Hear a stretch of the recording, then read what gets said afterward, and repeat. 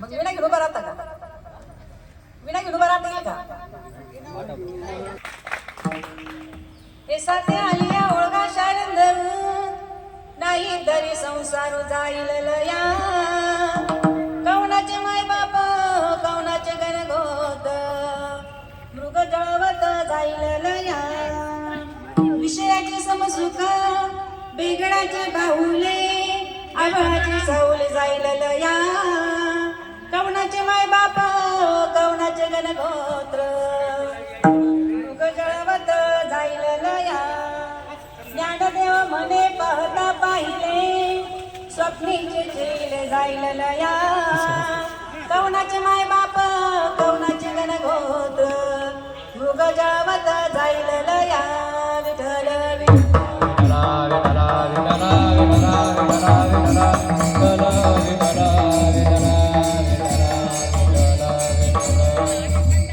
समचरण सरोजम साधनीला बुलाभम जगननीत पाणी मंडन मंडनाना तरुण तुलसी माला कंदनम कंजनेत्रम सदैवला संविठ्ठलम चिंतयामि पांडुरंगा करू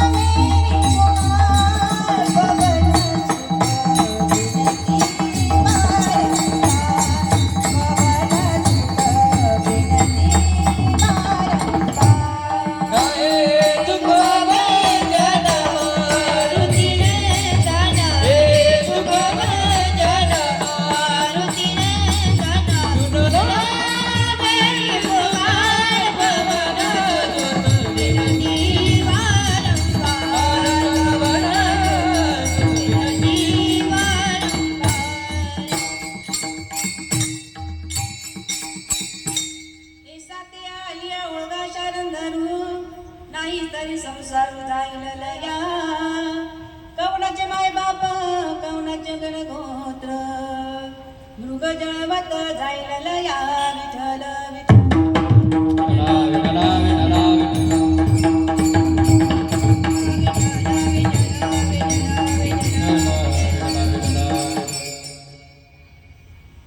प्रसिद्ध प्राप्त तीर्थरूपी सेवेकरता निवडलेला अभंग माऊली महावैष्णव ज्ञानोबराय यांचा सुंदर असा 4 चरणाचा अभंग आज सेवेकरता निवडला.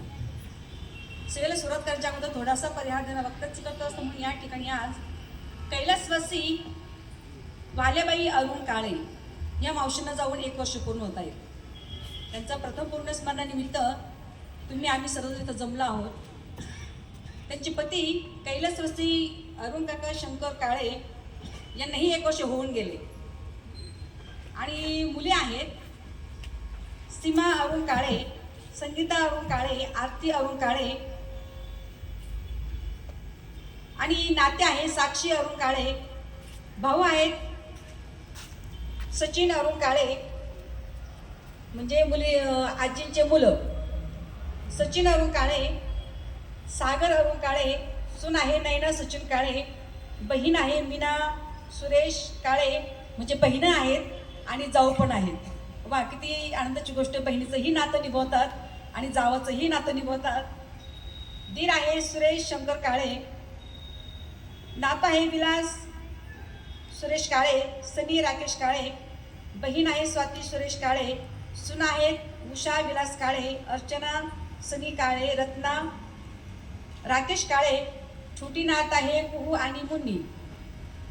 प्राची, जय, स्वप्नील, दामिनी, श्रुती, विशाल, आकाश, श्रावणी असं सुंदर असं मोठे परिवार आहे. आणि या परिवारातून कैलासवासी वाल्याबाई अरुण काळे ह्या मावशीनं जावं लागतं.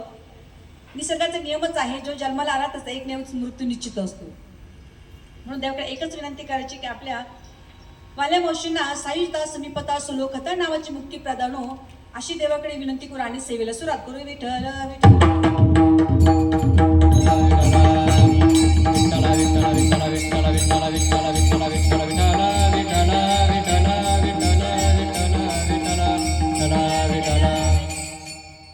सेवेकरता निवडलेला अभंग माऊली महावैष्णव ज्ञानोबराय यांचा सुंदर असा अभंग आज सेवेकरता निवडला. माऊली सांगतात बाबा या जगतामध्ये आल्यानंतर कुणी कुणाचं नसतं. हे साथी आल्या वळगा शारुंदो. ह्या बाजारामध्ये या संसारूपी बाजारामध्ये जन्माला आलं की काय केलं पाहिजे ते परमेश्वराला आपण ओळखलं पाहिजे. तो देव कुठे राहतो काय करतो याची आपली ओळख करून घेतली पाहिजे. हे साथी आल्या वळगा शारुंदो नाही तरी संसार जाईल लया. ह्या गोष्टी जर आपण केल्या नाही तर संसारामध्ये कितीही रममान झालं राहिलं तर हा संसार काय होतो जाईल लय म्हणजे हा संसार संपून जाईल तरी ही देवाची आपली भेट होत नाही. म्हणून माऊली सांगतात बाबा आहे ना तोपर्यंत देवाचं नामस्मरण चिंतन भजन करायला शिका.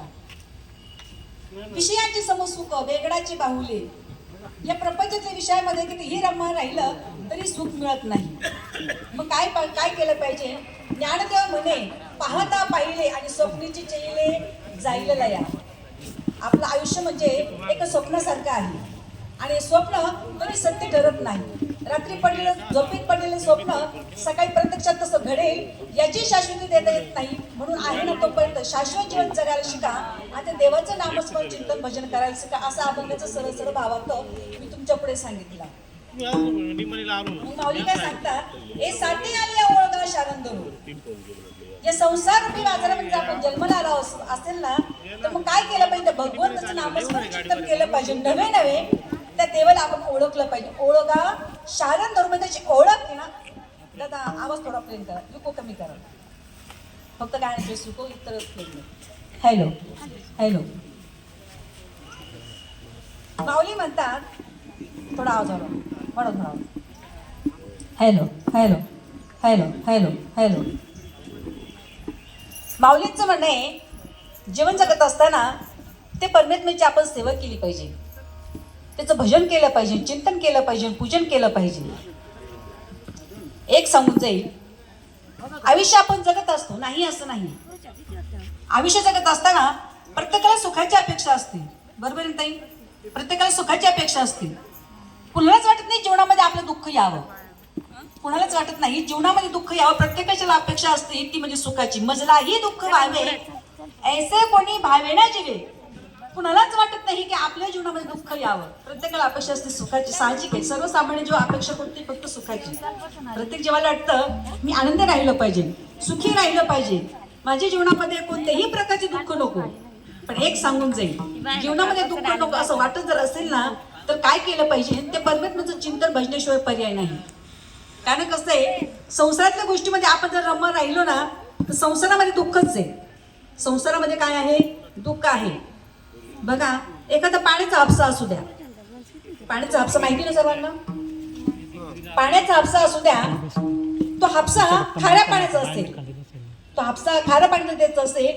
मला सांगा किती पाणी उपसून टाकलं तर गोड पाणी मिळणार नाही मिळू शकत. कारण का बरं, त्याचं मूळ कसं आहे, खारं आहे. पाणी तो खारच देणार आहे. तर संसाराचं मूळ हे दुःख आहे, ते दुःखच देणार आहे. मी मला माझं सांगत नाही. संसार दुःख मूळ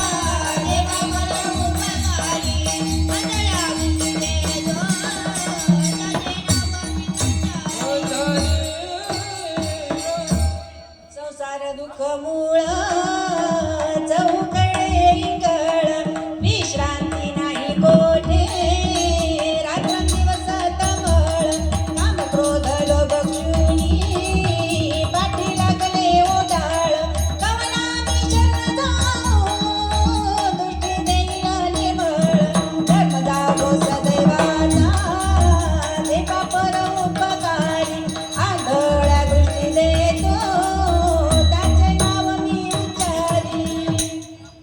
संसार कसं सांगितला, ज्याचं मूळ दुःख आहे ते काय देणार, शेवटपर्यंत दुःख देणार आहे. म्हणून माऊली सांगतात, बाबा दुःखातून जर बाजूला जायचं असेल तर कुठंतरी ते देवाचं नामस्मरण चिंतन भजन करायला शिका. आता आपण सर्वसामान्य जे म्हणतो भजन करायचं, पूजन करायचं, कीर्तन करायचं, देवाचं चिंतन करायचं, त्याला आपल्या हृदयामध्ये ठेवायचं. मग भगवंताकडे जाण्याचा मार्ग सांगा. ज्यावेळेस मी आशिवरून संगमनेरमध्ये पोहोचले, संगमनेरमध्ये पोहोचल्यानंतर मी दादांना फोन केला, सचिन दादांना फोन केला, मला तुमच्या घरी यायचं आहे कार्यक्रमासाठी, नाशिकला यायचं, मग मला सांगा नाशिकला येण्याचा मार्ग कोणता, रस्ता कोणता. तर ज्यावेळेस चौफुली लागली, चौफुली नाशिकच्या रोडला चौफुली लागली, द्वारकेला आम्ही विचारलं, म्हटलं 4 रस्ते लागतात, कोणत्या रस्त्याने यायचं. ऐका बरं का, 4 रस्ते, चौफुली म्हणजे किती, 4 रस्ते, बरोबर नाही, 4 रस्ते लागले, मग कोणत्या रस्त्याने यायचं. मग समजा सचिन दादाने सांगितलं, ताई तुम्ही जो उजव्या हाताचा रस्ता आहे ना त्या रस्त्याने या. काय म्हटले, उजव्या हाताचा जो रस्ता आहे ना त्या रस्त्याने या. आता याच्यावरती मी समाधानी राहावं की नाही. मी काय बोललं, उजव्या हाताने यायचं ठीक आहे, पण डाव्या हाताच्या रस्त्याने काय बरं नको, डाव्या हाताच्या रस्त्याने काय नको. तर दादाने सुंदर उत्तर दिलं, डाव्या हाताचा रस्ता शॉर्टकट जरी असेल पण रस्त्यानं खास खळगे खड्डे, कुठं तर तुमची गाडी टिकू शकते, गाडीला काहीतरी प्रॉब्लेम होऊ शकतो. आणि जो उजव्या हाताचा रस्ता आहे थोडंसं लांब आहे, पण काय आहे, रस्ता स्वच्छ आहे, कुठल्याही प्रकारची अडीअडचण येणार नाही. जरी अडीअडचण आली तर गाडी समजा पंक्चर झाली तर पंक्चरचं दुकान आहे, कुणीतरी सहकार्य करायला कुणीतरी धावून येऊ शकतं. पण जो डाव्या हाताचा रस्ता आहे ना त्या मार्गाला कुणीच भेटणार नाही. मग मला सांगा, मग मी डाव्या हाताच्या रस्त्याने जाईल का उजव्या हाताच्या रस्त्याने जाईल. उजव्या हाताचा रस्ता कसा आहे, सोपा सुटसुटीत आहे, आणि सोपा सुटसुटीत असल्यामुळे मी वेळ तुमच्यापर्यंत पोहोचू शकले. तर सर्वसामान्य जीवांनी विचारलं साधू संतांना, तुम्ही म्हणता देवाकडे जायला पाहिजे, देवाचं भजन करायला पाहिजे, देव मिळायला पाहिजे. मग देव मिळेल असं काहीतरी मार्ग आम्हाला सांगा. देवाकडे जाण्याचा काहीतरी मार्ग सांगा ना. मग त्यावेळेस आमचे साधू संत महात्म्यांनी 4 मार्ग सांगितले. ऐका बरं का, किती मार्ग? 4 मार्ग सांगितले. पहिला सांगितला तो म्हणजे कर्म मार्ग. ऐकता ना तुम्ही? पहिला मार्ग सांगितला कर्म मार्ग, दुसरा सांगितला ज्ञान मार्ग, तिसरा सांगितला योग मार्ग आणि चौथा सांगितला तो म्हणजे भक्ती मार्ग. हे 4 मार्ग लक्षात ठेवा. पहिला मार्ग कोणता सांगितलं मी? ऐकणार हुशार आहे, टाळी वाजवा एकदा त्याच्यासाठी. पहिला मार्ग सांगितला कर्म मार्ग, दुसरा मार्ग सांगितला ज्ञान मार्ग, तिसरा मार्ग सांगितला योग मार्ग आणि चौथा मार्ग सांगितला तो म्हणजे भक्ती मार्ग. तर ह्या 4 मार्गाने साधू संत महात्मे म्हटलं तुम्ही जाऊ शकता. आता कर्ममार्ग जर म्हणायचं ठरलं तर जीवन जगत असताना असं कर्म केलं पाहिजे, असं कर्म केलं पाहिजे की त्या कर्माच्या जोराने आपल्याला देवाची प्राप्ती मिळाली पाहिजे, झाली पाहिजे. आता तुम्हाला प्रत्यक्ष उदाहरण द्यायचं जर ठरलं, मी आल्यानंतर विचारलं इथं कुणी माळकरी आहे का, इथं कुणी माळकरी आहे का, आणि जे असेल ना, ज्यांच्या कपाळावरती गंध आहे, बुक्का आहे, असं कोणी असेल ना त्यांनी विणा घ्यायला या. मला किती आनंद वाटला बरं. आमच्या दादांनी लगेच वरती हात केला, मी विणा घ्यायला तयार आहे. आणि मी काय घातली आहे, पवित्र अशी तुळशीची माळ गळ्यामध्ये घातली आहे. आनंद वाटला की नाही. आणि मला तो पहिल्यांदाच विणा गळ्यात घेतलाय. भाग्यवान आहे ते. पहिल्यांदा कोणी त्यांच्या गळ्यामध्ये विणा पडला. आणि विणा कुणाच्याही गळ्यात जात नाही, विणा कुणाच्याही गळ्यात जात नाही. ज्याचं प्रारब्ध आहे, ज्याचं देवाच्या संबंधामध्ये कार्य चांगलं आहे, अशाच्याच गळ्यामध्ये विणा पडतो. म्हणून दादा सध्या टाळी वाजवा सर्वांनी. म्हणून मी तुम्हाला सांगून गेले, पहिला मार्ग सांगितलं कर्म मार्ग. कर्म आपल्या हातून चांगलं होईल याची शाश्वती देता येत नाही. कारण का बरं, सर्वसामान्य जीवन जगत असताना खरंही बोलतो आणि खोटंही बोलतो. बरोबर एक नाही? खरंही बोलतो, खोटंही बोलतो. आज मी कार्यक्रम माझ्या पतींचा होता, सुनील महाराज पवार.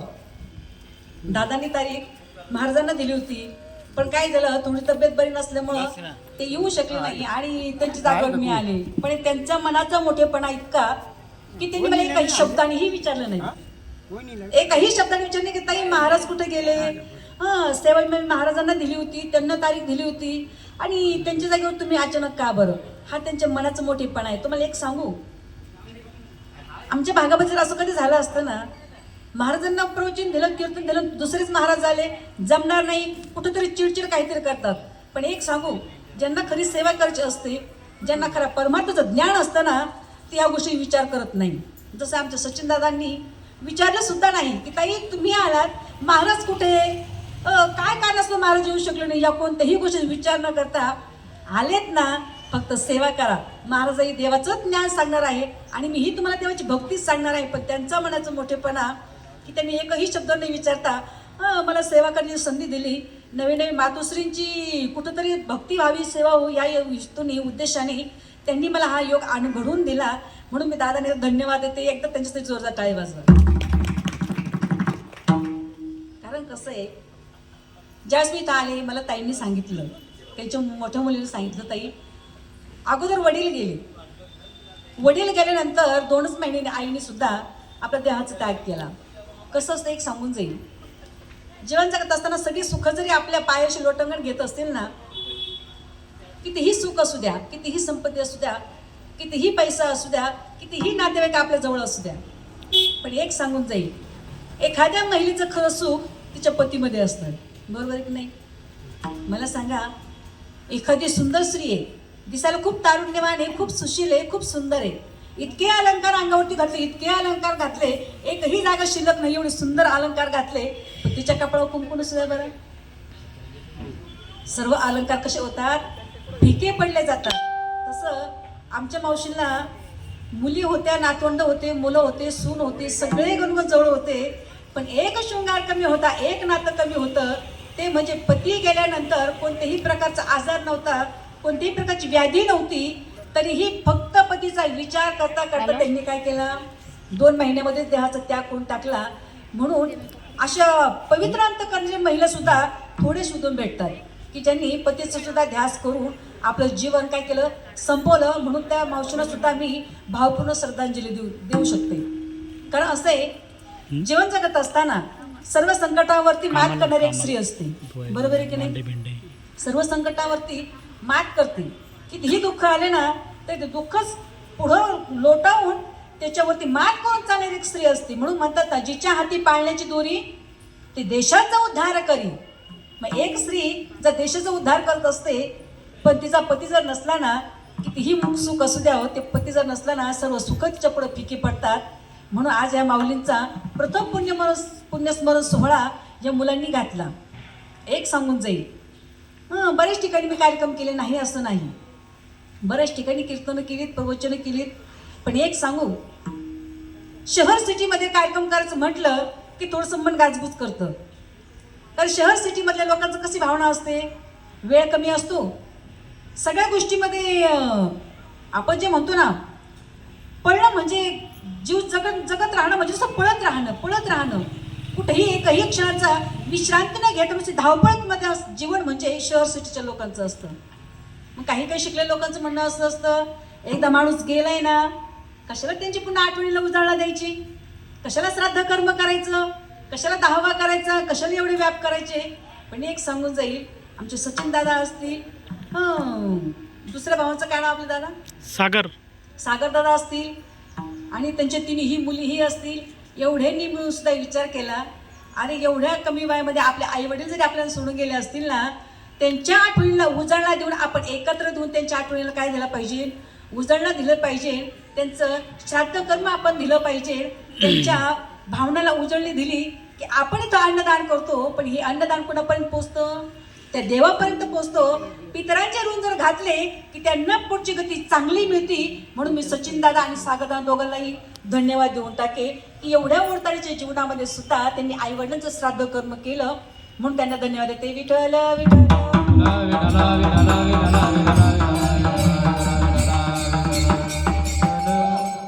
मी तुम्हाला सांगत होते, कर्म मार्ग जीवन जगत असताना कर्म चांगलं घडलं पाहिजे.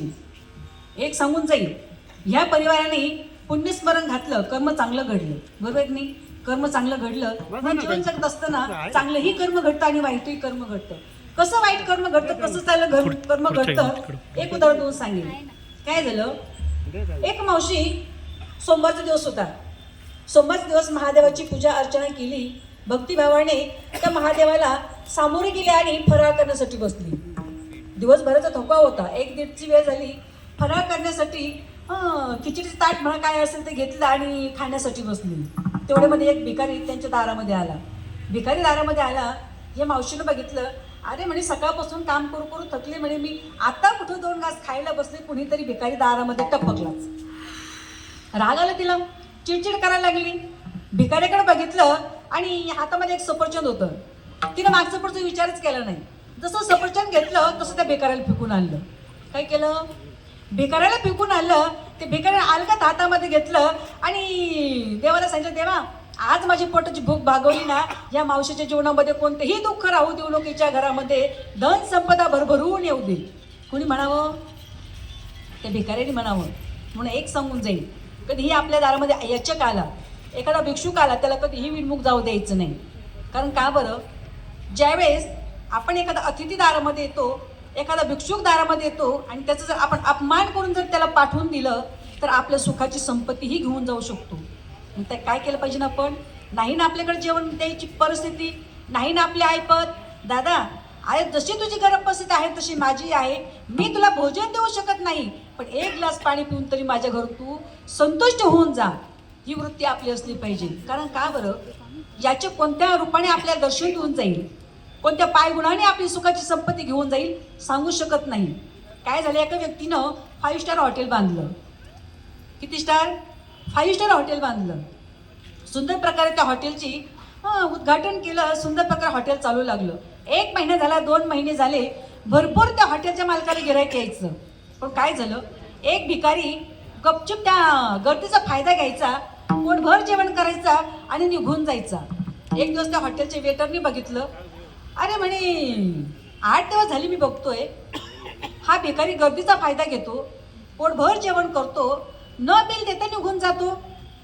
त्यांनी त्या भिकारीचा हात जाण्याच्या अगोदर त्याचा जो शेठ होता त्या शेठजीला सांगितलं, म्हणे शेठजी, हा म्हणे भिकारी 8 दिवस झाले मी बघतोय, फुकटचं खातो, न बिल देता निघून जातो. त्यावेळेस त्या शेटजीनं उत्तर दिलं, म्हणे किती दिवसापासून बघतो? म्हणे मी 8 दिवसापासून बघतोय. तेव्हा तो साहेब म्हटला, अरे बाबा तू 8 दिवसापासून बघतोय, मी 2 महिन्यापासून बघतोय. किती महिन्यापासून? तुम्ही ऐकताय ना? मी 2 महिन्यापासून बघतोय. 2 महिन्यापासून बघता म्हणे. साहेब तुम्ही जर 2 महिन्यापासून बघता मग आत्तापर्यंत थांबवलं काय नाही? साहेबांनी सुंदर उत्तर दिलं, म्हणजे मी प्रयत्न केला, असं वाटलं याला थांबवावं, याचा हात धरावा, याला हॉटेलच्या बाहेर काढून द्यावा. असं करण्यासाठी मी खुर्चीवरून उठलो, त्याचा हात पकडणार, पण विचार केला, अरे हा नेमकी भिकारी आहे का नाटक करतो का कुणी चोर म्हणून आपल्या हॉटेलमध्ये येतो? हा कुठे राहतो, काय करतो, याची चौकशी केली पाहिजे. त्या भिकारच्या मागं मागं मागं मागं म्हणे मी निघालो. ज्यावेळेस भिकारच्या मागं मागं गेलो, अर्धा किलोमीटर गेल्यानंतर एक महादेवाचं मंदिर होतं आणि त्या मंदिराच्या पायऱ्यावरती हा एक आपलं गोणी वगैरे घेऊन ते पायरीवरती बसायचा. मी त्याच्या पाठीमागं मागं मागं गेलो. म्हणे महादेवाच्या मंदिरापुढे हा गेला आणि पायातली चप्पल काढली, महादेवाकडे नमस्कार करायला लागला. ऐका बरं का, उत्तर खूप सुंदर आहे. महादेवासमोर गेला आणि हात जोडले, म्हणे हे भोळे शंकरा, आजही पोटभर जेवण भेटलं बरं. काय म्हटलं? आजही मी सुंदर असं पोटभर जेवण जेवलो, त्या हॉटेलच्या मालकावर तुझी अशीच कृपा राहू दे. काय म्हटलं? या टाळीवर जोरात द्या ना मग. त्या भिकाऱ्याने सुंदर उत्तर दिलं, ह्या हॉटेलच्या मालकाला अशीच कृपा राहू दे, अशीच गर्दीच्या हॉटेलमध्ये होते. कारण का बरं? हॉटेलमध्ये गर्दी झाली की मी त्या हॉटेलच्या गर्दीचा फायदा घेणार, पोटभर जेवण करणार आणि निघून येणार. मला सांगा बरं, त्यांनी अन्न कोणासाठी खाल्लं? स्वतःच्या पोटासाठी अन्न खाल्लं, पण याचना कोणासाठी केली? हां, त्या हॉटेलच्या मालकासाठी केली. म्हणून आपल्या घरामध्ये एखादा अतिथी आला की त्याला कधीही विनमुख जाऊ द्यायचं नाही. पाहुणा आला गेला चालेल, पाहुणा वेगळा आणि अतिथी वेगळा. पाहुणा म्हणजे जो तीच सांगून येतो, वेळ सांगून येतो, वार सांगून येतो, काय खाणार मेनू सांगून येतो, याला म्हणतात पाहुणा. बरोबर आहे की नाही? आणि अतिथी कुणाला म्हणायचं? जो कोणती तीच सांगून येत नाही, वार सांगून येत नाही, वेळ सांगून येत नाही, अचानक येतो आणि चटणी भाकर खाऊन अन्नदाता सुखी भव जेव्हा अशा आशीर्वाद देतो, त्याला म्हणायचं अतिथी. म्हणून असा कधी अतिथी दारामध्ये आला ना, कधी विनमुख जाऊ द्यायचं नाही दादा. म्हणून कर्म करत असताना चांगलं कर्म केलं पाहिजे. हे सफरचंद घेतलं आणि रागारागा फिकून मारलं. त्या भिकारी अलगद हातामध्ये झेललं आणि आशीर्वाद देऊन टाकला. म्हणजे देवा, माझा आजचा दिवस निघाला, ज्या मावशीच्या घरामध्ये सुख संपत्ती सगळं काही भरभरून येऊ दे, हिच्या जीवनातले सगळे दुःख दूर होऊ दे. असं म्हणता क्षणी 2-3 महिन्यामध्ये परिस्थिती बदलली ना. अजय कोपीमध्ये राहणारी मावशी बंगल्यामध्ये राहायला लागली. लोक विचार करायला लागले, शेजारी पाजारी विचार करायला लागले, काय भानगड झाली बरं? असं काय चमत्कार घडला किंवा मावशीच्या 3 महिन्याची परिस्थिती बदलावी? पण एका शेजारच्या मावशीनं विचार म्हणजे बघितलं होतं, एक भिकारी दारामध्ये आला, तिने ते सफरचंद फिकून मारलं आणि त्या भिकारीने काहीतरी आशीर्वाद दिला, त्याच्यामुळे तिची परिस्थिती बदलली. कर्मधर्म सहयोग आणि तिच्याही घरी भिकारी आला. ऐका बरं का, तिच्याही घरी भिकारी आला. टाळी पुढे द्यायची की नाही तुम्ही ठरवा, आधी दृष्टांत ऐकून घ्या. तिच्याही घरी भिकारी आला आणि तिनेही विचार केला, आपल्या शेजारच्या मावशीच्या घरी भिकारी आला होता ना, तिनं सफरचंद फिकून मारलं. हा भिकारी आपल्या दारामध्ये आला. भिकारी दारामध्ये आल्यानंतर त्याने सांगितलं, भिक्षान्न दे माई, भिक्षान्न दे माई म्हणता क्षणी हिला वाटलं भाकर द्यावी, एखादं फळ द्यावं. त्यापेक्षा आपण याला जर पैसे दिले तर, विचार कसा आहे? चांगला विचार आहे. याला जर आपण पैसे दिले तर, मग तिनं काय केलं, आपल्या बटव्यामध्ये हात घातला, 10 रुपयाचा ठोकळा घेतला, फिकून मारलं. कुणाला? हां, त्या भिकाऱ्याला फिकून मारला. तो जसा 10 रुपयाचा ठोकळा डोक्यावरती लागला, तशी भळभळ भळभळ रक्ताची धार लागली. कशाची? रक्ताची धार लागली. त्या भिकारी बिचारा डोळ्यातून खळखळ पाणी काढलं. सांगितलं, मावशी अगं थोडीशी भाकर मागितली होती, थोडंसं पाणी मागितलं होतं, पण तू माझं रक्तच बाहेर काढलं. परमेश्वर तुझ्याकडे बघून गेली. अहो होती नव्हती तेवढं पण गेलं ना. मला सांगा, जीवन जगत असताना कर्म चांगलं होईल का आपलं? नाही होऊ शकत. कर्म चांगलं होऊ शकत नाही. म्हणून कर्माने सुद्धा आपल्याला देव मिळेल याची शाश्वती देता येत नाही. अहो सम्राट होता. कोण होता? सम्राट होता, तरीही अन्नासाठी भीक मागत होता. कोण? धृतराष्ट्र. धृतराष्ट्र माहिती आहे ना? धृतराष्ट्र सम्राट होता. 100 मुलं. गांधारी आणि धृतराष्ट्राला किती मुलं? 100 मुलं. आणि पांडव किती होते? 5च होते. पण पांडवांचं कर्म कसं होतं? चांगलं कर्म होतं. आणि कौरवांचं कसं होतं? वाईट कर्म होतं. धृतराष्ट्र आंधळा होता. आंधळा कोणाला म्हणायचं? जो अज्ञानी असतो, जरा चांगलं काय वाईट काय याच्यातलं फरक कळत नाही त्याला आंधळा म्हणावं. बरोबर आहे की नाही? त्याला आंधळं म्हणावं. हाही कौरव आणि पांडवांचं ज्यावेळेस युद्ध चालू होतं, युद्धाची वेळेस दुःशासनही देवाजवळ गेला आणि अर्जुनही देवाजवळ गेला. दुःशासनीने म्हणावं, देवा अरे तू कोणाच्या बाजूने? कोणाला विचारावं? भगवान श्रीकृष्णाने विचारा, देवा तू कोणाच्या बाजूने? देव म्हटला, अजून काय तसं ठरलं नाही. म्हणे मग एक काम कर ना देवा, तू कोणाच्या बाजूनी कसं कार्य करणार हे आम्हाला सांग. त्या भगवान श्रीकृष्णाने सांगावं, हे बघा म्हणे माझे 2 भाग होतील. एक मी वैयक्तिक असेल आणि एक म्हणजे माझं हजारो लाखोनी जे सैनिक आहे ना ते एका बाजूनी. तुला ज्याची निवड करायची ती निवड कर. ज्याची निवड करायची, तुला जे हवं असेल ते घे. तुला मी हवा असेल तर मी, आणि जर माझं लाखोनी सैनिक हवं असेल तर लाखोनी सैनिक घे. आता दुष्टराष्ट्र दुर्बुद्धीस तू, चांगलं काय आणि वाईट काय याचं कधी विचारच त्याच्या मनामध्ये नाही. त्यांनी विचार केला, एकटं श्रीकृष्ण नेण्याऐवजी जर लाखोनी सैनिक नेले तर काय हरकत आहे? काय म्हटले? लाखोनी सैनिक नेले तर काय हरकत आहे? मला सांगा, तहान लागली टँकर भर ढोळ पाणी पिण्यापेक्षा एक स्वच्छ बिसलरी पिलं तर? बरोबर आहे की नाही? पण ह्या मूर्खाच्या लक्षातच आलं नाही. त्यांनी विचार केला, एक श्रीकृष्ण नेण्यापेक्षा लाखोनी सैनिक आपण घेऊन. त्यांनी सांगितलं, देवा तू नको म्हणे माझ्या संग, तुझे लाखोनी जे सैनिक आहे ना ते सैनिक माझ्याकडे दे. देवाने सांगितलं काही हरकत नाही बाबा, जा म्हणे घेऊन गेला. अर्जुन तिथं आला. अर्जुनाला विचारलं, अर्जुन आता माझ्याकडे काहीच राहिलं नाही. काय विचारलं? माझ्याकडे काहीच राहिलं नाही. जेवढे लाखो करोडांनी जे सैनिक होते सगळं दुःशासन घेऊन गेला, आता तुला काय देऊ? त्यावेळेस अर्जुनाने सुंदर उत्तर, देवा अरे ज्याच्या पाठीवरती तुझा हात असेल ना त्याला कसली कमी असते? त्याला कुणाचीच कमी नसते. म्हणून तर आपण म्हणतो ना, कितीही मोठं संकट जरी आलं ना तर पांडवांनी कधीही देवाला विसरले नाही. दुर्योधनाने भीमाला विष घालून लाडू खाऊ घातले तरीही देवाने रक्षण केलं की नाही? दुर्योधनाची साडी ओढली तेव्हाही देवाने रक्षण केलं. आणि तो युद्ध चालू होतं त्यावेळेस सुद्धा देवाने सांगावं, देवा माझ्या संग कुणीही नसलं ना तरी चालेल, फक्त एकटा तू माझ्या संग असावा. तेव्हा देवाने सांगितलं काही हरकत नाही. मग कौरव पांडवांचं युद्ध झालं. युद्ध झाल्यानंतर 100 कौरव मिली, शिल्लक राहिली 5 पांडव शिल्लक राहिली. कारण का बरं? 5ही पांडवांचं कर्म कसं होतं? चांगलं होतं. म्हणून जुन्या महिला म्हणायच्या, गांधारीचं गचपण जन्माला घातल्यापेक्षा 5 पांडव जन्माला घाला. बरोबर आहे की नाही? गांधारीचे 100 जरी होते पण ते कसे होते? गांधारीचं गचपण म्हटलं जातं आणि 5 पांडव म्हणजे ते देवाचे भक्त मानले जातात. असं सुंदर प्रकारे युद्ध झालं. युद्ध झाल्यानंतर 100ही मुलं मिली. कारण का बरं? कर्म वाईट होतं, विचार चांगले नव्हते. 100 मुलं गेली.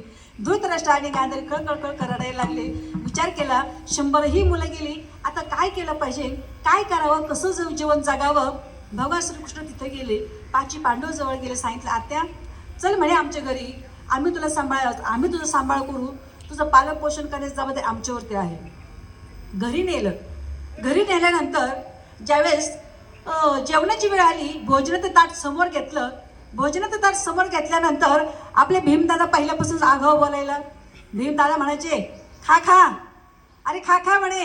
100 पोरं होते, एकाही पर्यंत एवढं जेवण चालू नसल एवढं मी तुला खाऊ घालतो. खा माझ्या शिवाय तरी कोण तुला सांभाळणार आहे? आयुष्यभर आमच्या संघ वैरत्व केलं पण शेवट आमच्या दारामध्ये तुकडे मरूची बारी आली. कुणी म्हणावं? भीमदादानी म्हणावं. आता धृतराष्ट्र आणि गांधारी तोंडामध्ये हात घेतला की ताट खाली घास खाली ठेवायचे आणि निघून जायची.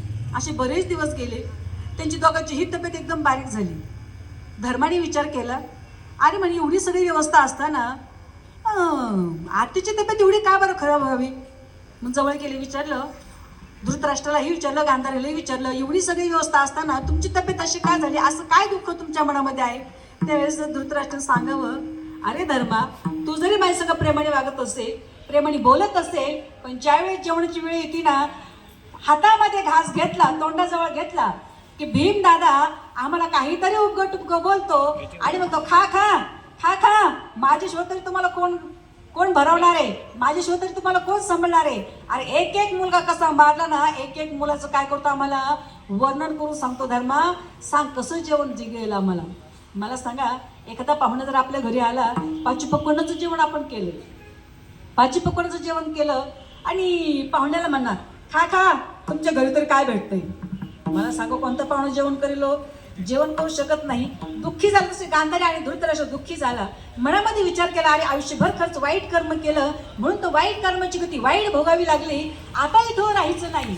अहो सम्राट होता तर हे पेटत्या जंगलामध्ये निघून गेला आणि दोघांनीही काय केलं, देहाचा त्याग केला. म्हणून सांगितलं देव जवळ होता. देव कुठं होता? जवळ होता. पांडवांना कळाला पण कौरवाला कळाला नाही. म्हणून जीवन जगत असताना कर्म जर चांगले केले तर कर्माची गती कशी भेटू शकते, चांगली मिळू शकते. गेले गर्भाने गेले गर्भधाने जीव झाले. गेले गर्भधाने जीव झाले. गेले गर्भधाने जीव झाले. केले कर्म झाले त्याची भोगाले. केले कर्म झाले त्याची भोगाले. केले कर्म झाले त्याची भोगाले. केले कर्म झाले त्याची भोगाले. आऊ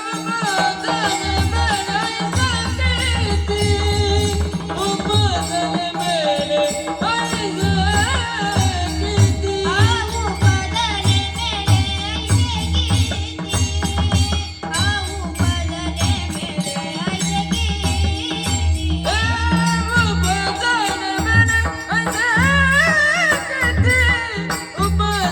मेले ऐसे कीती.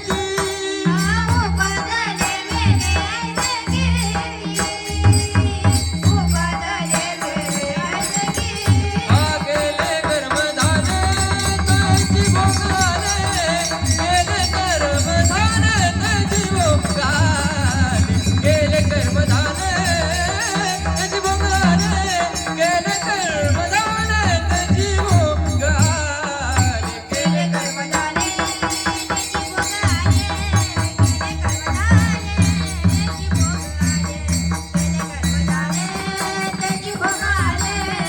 केले कर्म झाले त्याची भोगाले.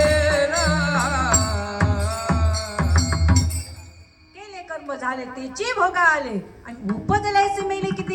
अरे बाबा जसं कर्म करेल ना तसं कर्माची गती भोगण्यासाठी जीवनाला जीवन जगावं लागतं. म्हणून सांगितलं कर्माने सुद्धा आपल्याला देव भेटील याची शाश्वती देता येत नाही. मग पुढचा मार्ग मी तुम्हाला सांगितलं तो म्हणजे ज्ञान मार्ग.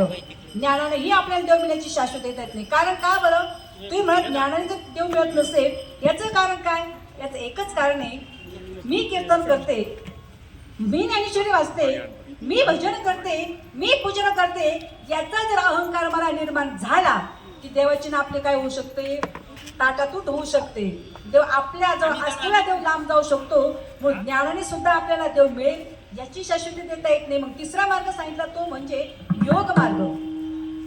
योगानेही आपल्याला देव मिळण्याची शाश्वती देता येत नाही. कारण का बरं? योग वाटते एवढं सोपं नाही. नागिनी उत्साहे नवा दार निरुधून नागिनी उत्साहे नवदारे निर्गुण.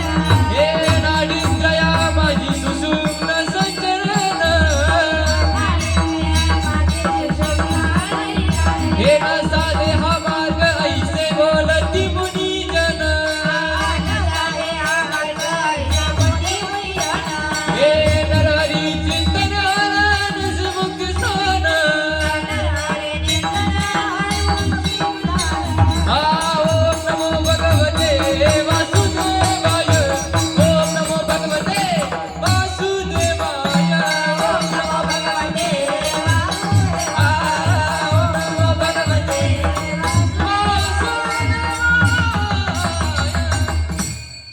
टाळे वाजवा. अजून गायन करतो ना मोठा मुलगा आहे माझा. हो इथंच ते नाशिकमध्ये 8 दिवस झाले इंटर्नशिपसाठी आलेला आहे. डिग्रीच्या लास्ट इयरला आहे. इंटर्नशिपसाठी इथं आला. तिथूनच इकडं आडगाव नाक्यावरती एक कंपनी आहे, त्या कंपनीमध्ये असतो. तिथूनच आज या कार्यक्रमासाठी आलं. माझे लाडे बंधू निलेश दादा हे सुंदर मृदंगासाठी आणि हे ज्या मुली दिसतात ना हे म्हणजे संस्थेतल्या आहेत. अशा 30 मुली आहे माझ्याकडे.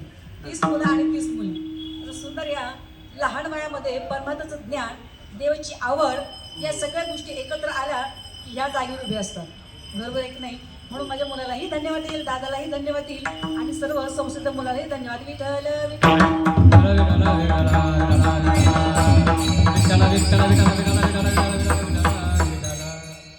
पण ज्ञानाचा अहंकार जर झाला असलेला देव लांब जाऊ शकतो. म्हणून ज्ञानानेही आपल्याला देव मिळण्याची शाश्वती देता येत नाही. मग तिसरा मार्ग सांगितला तो म्हणजे योग मार्ग. योग मार्ग कसा आहे? अवघड आहे.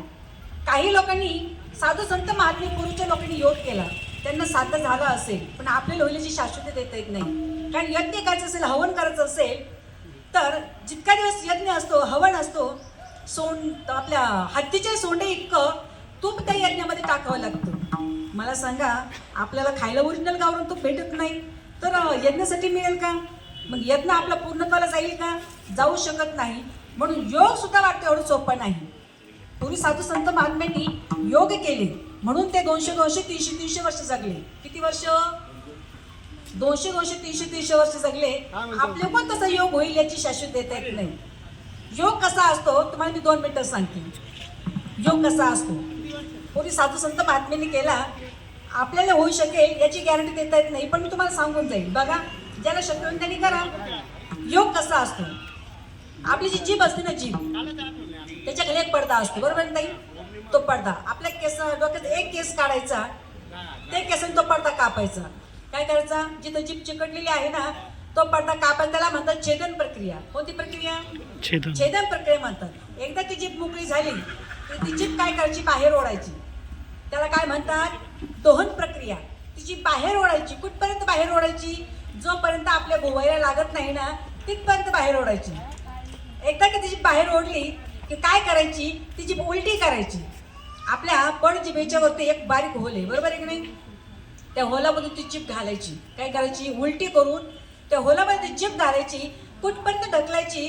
आपल्या दोन्ही बोरपट्याच्या मध्ये आज्ञा नावाचं चक्र आहे, त्याच्यामध्ये चंद्रामृत नावाचं स्थळ आहे, त्याच्यामध्ये त्या चंद्रामृत नावाच्या स्थळामध्ये त्या पाण्याचा एक थेंब आपल्या जिभेवरती पडला की लोक 200 वर्ष जगतात. ज्यांना करायचं त्यांनी घरी जाऊन करा, पण माझं नाव सांगू नका. कारण काय बरं, हा योग करता करता आपला मृत्यूही होऊ शकतो. आपला हा योग शक्य. योग याग विधी येणं नये सिद्धी, योग याग विधी येणं नये सिद्धी, योग याग विधी येणं नये सिद्धी, योग याग विधी येणं नये सिद्धी.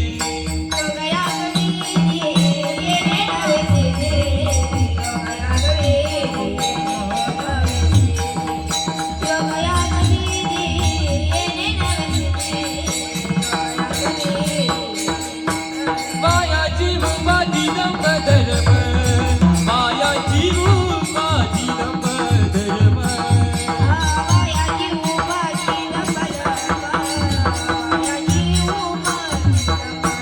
ए मायाची उपाधी दंब धर्म, मायाची उपाधी दंब धर्म, मायाची उपाधी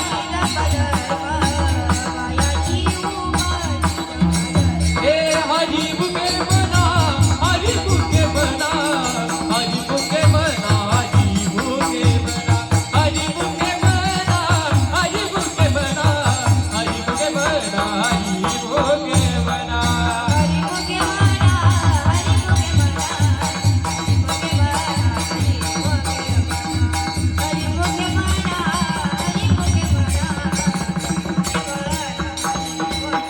बुके मना.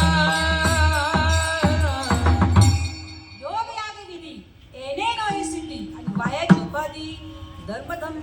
म्हणून योगाने सुद्धा आपल्याला देव मिळेल याची शाश्वती देऊ शकत नाही. मग पुढचा मार्ग मी चौथा सांगितला तो म्हणजे भक्ती मार्ग, नाम साधना मार्ग. भक्ती मार्गात जर गेलात ना तर मार्ग कसा आहे? सोपा आहे आणि सरळ आहे. नामसंकीर्तन साधन पै सोपे आणि जळतील पापे जन्मांतरीचे सोपं साधन सांगितलं. कामामध्ये काम, काही म्हणा, राम राम. कुठे जंगलामध्ये जायची गरज नाही, 4 धामाला जायची गरज नाही, 4 तीर्थाला जायची गरज नाही, हिमालयामध्ये संन्यास घेऊन राहायची गरज नाही. काय करायचं फक्त? चल थोडा आवाज द्या बरं. हॅलो हॅलो, रिटर्न जाऊ का? हॅलो हॅलो हॅलो द्या बरं, सोडा. Hello hello hello hello hello hello विठाला विठाला विठाला विठाला विठाला विठाला विठाला विठाला विठाला विठाला विठाला विठाला विठाला विठाला. चौथा मार्ग सांगितला तो म्हणजे भक्ती मार्ग. भक्ती मार्ग हा सोपा आहे, कठोर मार्ग नाहीये. भक्ती करत असताना कोणता वेळ लागत नाही, कोणता काळ लागत नाही, कोणता मुहूर्त लागत नाही. जागे असतानाही करू शकता, झोपताना सुद्धा करू शकता, उठतानाही करू शकता, बसतानाही करू शकता, काम करतानाही करू शकता. कारण का बरं, नाही आपलं जीवन जगत असताना नाही वेळ भेटत ना. दिवसभर काम धंदा चालू असतो, दिवसभर धावपळ चालू असते, नाहीच वेगळा वेळ काढून देवाची भक्ती करू शकत नाही. पण एक सोपा मार्ग सांगून जाईल. ज्यावेळेस आपण स्वयंपाक करत असतो, स्वयंपाक करत असताना सुद्धा पोळ्या लाटता लाटता विठ्ठल विठ्ठल म्हटलं ना तरी परमात्मा घडून जातो. बरोबर की नाही? भांडे घासत असताना पांडुरंग हरी जय जय, पांडुरंग हरी जय जय, पांडुरंग हरी जरी म्हटलं तरी परमात्मा होऊन जातो. पुरुष वर्गांना नाही वेळ भेटत, ड्युटीवर जावं लागतं, सर्व कामं असतात. पण एक सांगून जाईल, काम करत असताना सुद्धा ते देवाचं नामस्मरण चिंतन केलं, पांडुरंग पांडुरंग म्हटलं तरी चालतं, रामकृष्ण हरी म्हटलं तरी चालतं, तरीही परमात्मा होऊन जातो. न लगे तीर्थाची भ्रमण, न लगे दंडन मुंडन, न लगे पैशाची साधन, तुम्ही आठवा मधुसूदना.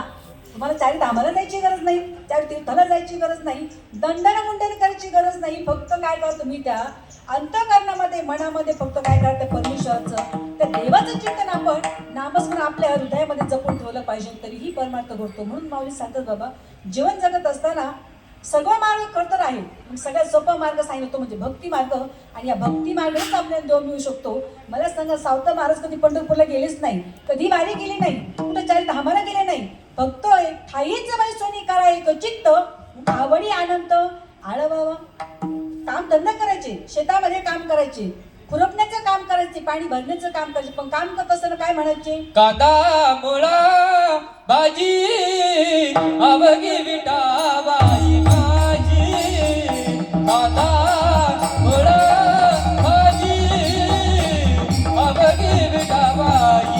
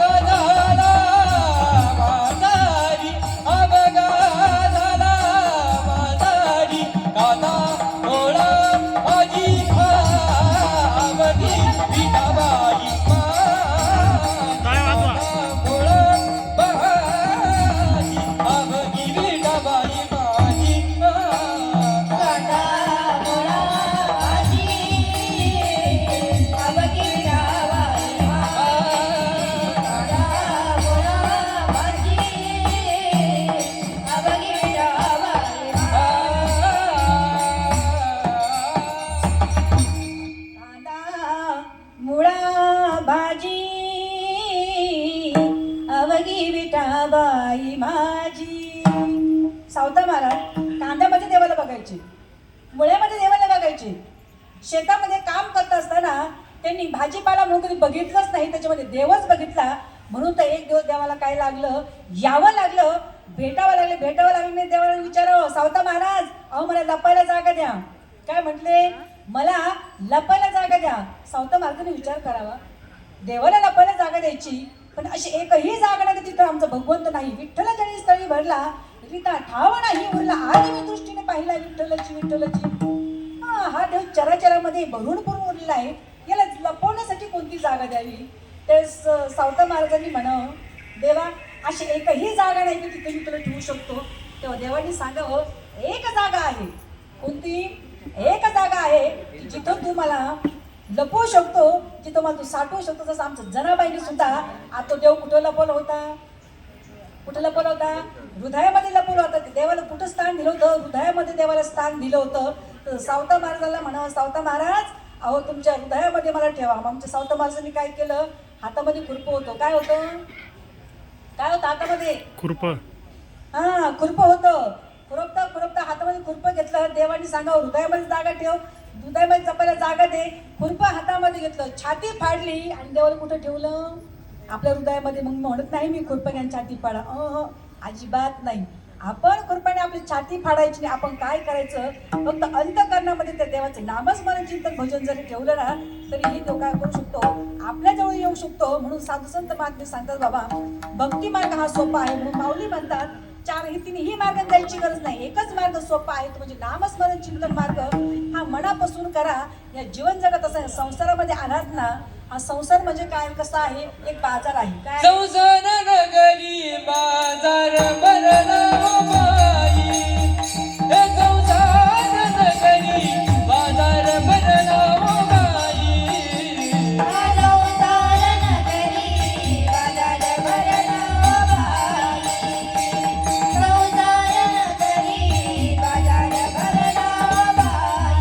यात सुख नाही मोतात सुख नाही, यात सुख नाही होतात सुख नाही.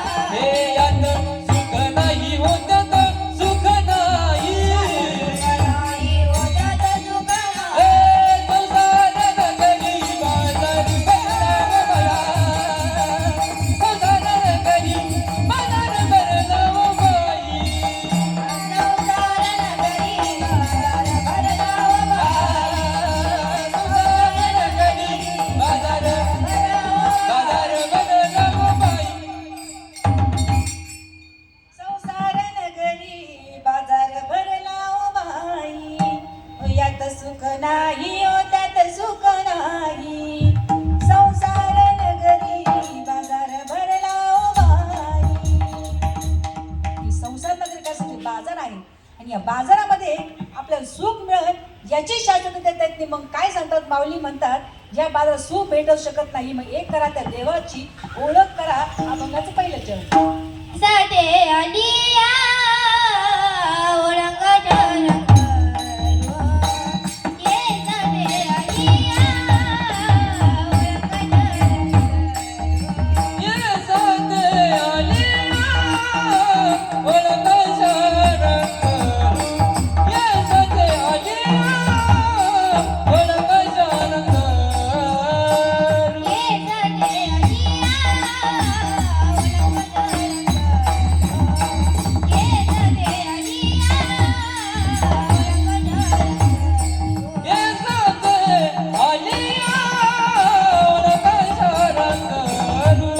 ये साठे आलिया ओळख जन करू.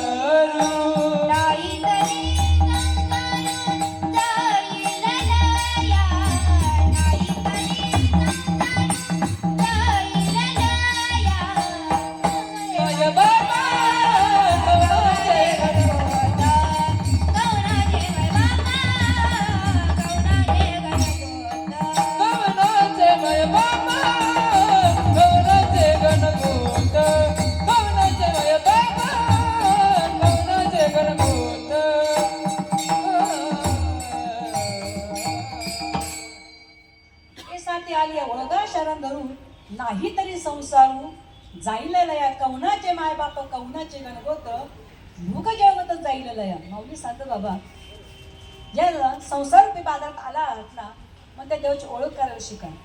तो देव कुठं राहतो, काय करतो, काय खातो, काय पितो, आपलं संरक्षण कसं करतो, ह्या गोष्टी तुम्ही काय करा त्या परमेश्वराची ओळख करून घ्या. कारण कसं आहे ह्या कलियुगामध्ये काही लोक देवाला मानतच नाही. त्यांचं म्हणणं असं आहे जर देव दिसत नाही तर मानायचं कसं. एक सांगून जाईल देव ही दिसण्याची वस्तू नाही, देव ही दिसण्याची वस्तू नाही, देव ही अनुभवाची वस्तू आहे.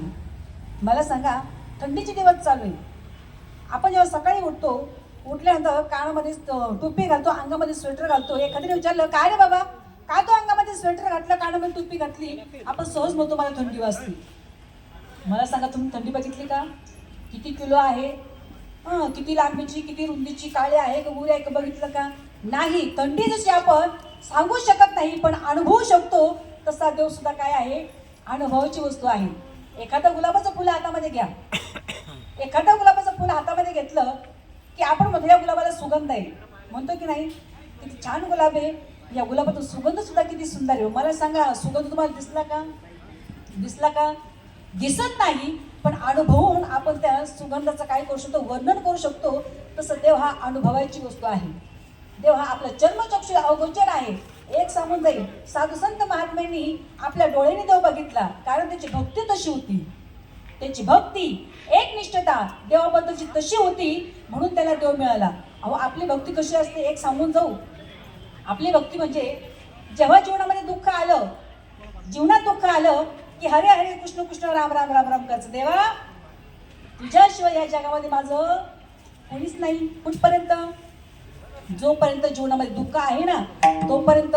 एकदा की दुःख संपलं, एकदा की सुखाची चाहूल लागली, मग त्या देवाला विसरतो आणि काय सांगतो, माझ्या नशिबामध्ये होते, माझे प्रयत्न होते, म्हणून मला हे सर्व सुख मिळालं. आपलं कसं असतं माहिती की अंगाला आला ताप, देवा तू माझा,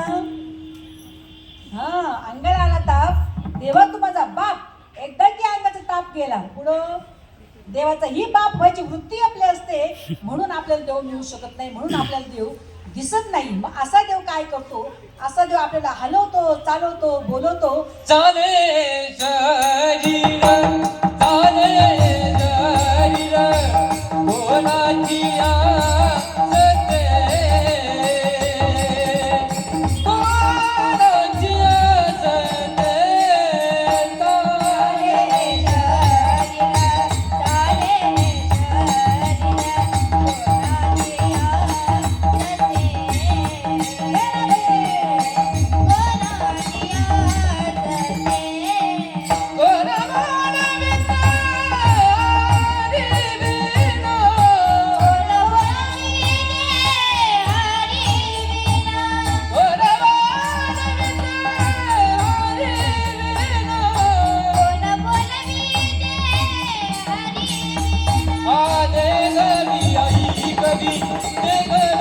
एक नारायण, एक नारायण,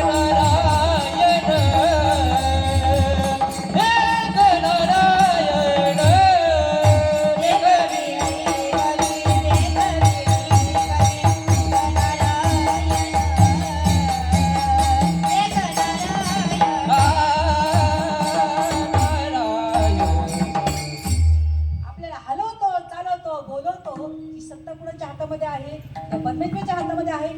देवाला वाटलं ज्योतिताई पवारांचं कीर्तन चालू आहे, कीर्तन संपल्यानं त्याला घरी जाऊ द्यायचं नाही. कोणाच्या हातामध्ये आहे? देवाच्या हातामध्ये आहे. तुम्ही बसलात, बसवणारं कोण आहे? तो परमात्माचा आहे. मी बोलते, मला बोलवणारं कोण आहे? तो परमात्माचा. ही सत्ता सर्व कोणाची आहे? ते देवाची आहे. त्याच्या सत्तेशिवाय काही घडू शकत नाही. हे विश्व जर निर्माण झालं असेल त्याच्या सत्तेनं असतं, की विश्व जर चालत असेल त्या परमात्म्याच्या सत्तेनंच चालतं. एक क्षणाधी प्रवेशांता येन कल्पिता जागृती विमुक्षांता संसारो जीव कल्पिता. ते टाळे वाजवते मुलांसाठी. आपण मराठी बोलतो, पण त्यांनी संस्कृतमध्ये सांगितलं एक क्षणाधी प्रवेशांता. एकही क्षण त्या देवाच्या सत्तेशिवाय चालू शकत नाही. सृष्टी जरी ज्याने निर्माण केली असेल ना, तो सृष्टी सुद्धा निर्माण करणारा एक परमात्मा आहे, तो भगवंत आहे. जेने विश्व निर्मिले महर्षी देवा संस्थापिले, 21 सर्गाते धरिले सत्ता मात्रे आपुलिया. ही सर्व सत्ता कोणाची आहे? त्या परमात्म्याची आहे. फक्त त्याला आपण ओळखलं पाहिजे, त्याचं अस्तित्व मानलं पाहिजे. जर आपण त्याचं अस्तित्व मानलं नाही ना दादा, कुठेतरी जीवनामध्ये दुःख येऊ शकतं, संकट येऊ शकतात. आणि त्या संकटामध्ये जर आपण देवाचा धावा केला ना, त्या संकटामध्ये देव आपलं संरक्षण करीलच, याची शाश्वती देता येत नाही. कारण का बरं? आयुष्यभर त्याचं कधी चिंतन केलं नाही, स्मरण केलं नाही, भजन केलं नाही, आणि दुःख आल्यानंतर देवाचा आठव केला आणि सांगितलं देवा अरे माझ्या मदतीला धावून ये, देव येऊ शकत नाही. कारण का बरं? देव म्हणता अरे एवढं सुंदर नर शरीर मी तुला दिलं, बडे भाग से मनुष्य तन पावा. आपलं भाग्य आहे, आपल्याला मनुष्य देह मिळाला. आपण माणसाच्या जन्माला आलो, कुठेतरी प्राण्याच्या जन्माला गेलो नाही, कुठेतरी डुक्कर झालो नाही, कुठेतरी कुत्रा झालो नाही, कुठेतरी मांजर झालं नाही. बरोबर आहे की नाही? बरं झालं देवा मला मनुष्य देहाची प्राप्ती दिली. पण मनुष्य देहाची जरी प्राप्ती मिळाली असेल तर देव म्हणता अरे तुला दिलं कशासाठी होतं हे मनुष्य देह? तुला जन्माला कशासाठी घातलं होतं? भजन गोमटा देवे दिला देव, भजना गोमटा देवे दिला देव, भजना गोमटा देवे दिला देव, भजना गोमटा. देवे दिला देव भजन गोमटा, दिला देव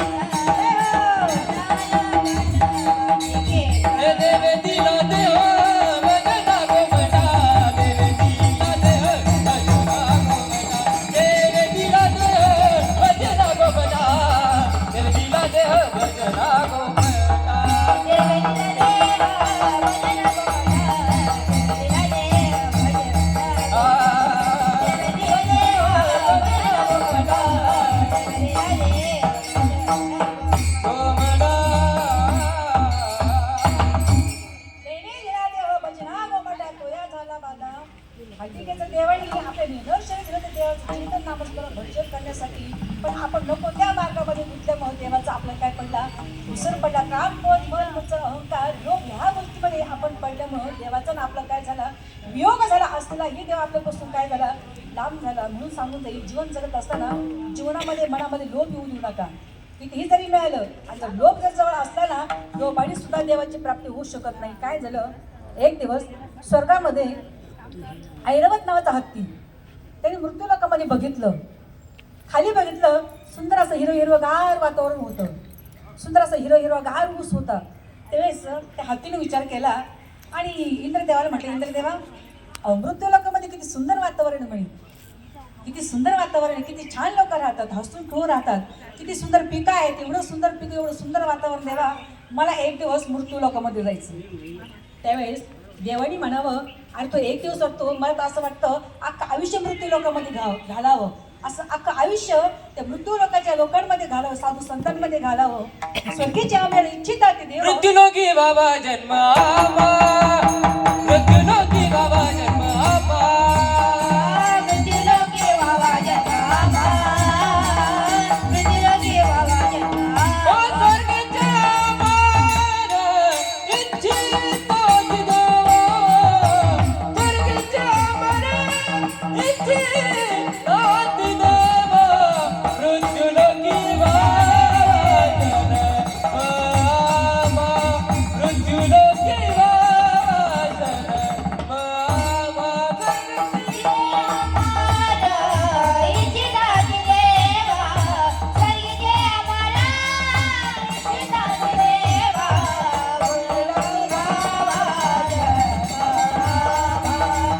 मृत्युलोकी बाबा जन्म आबा.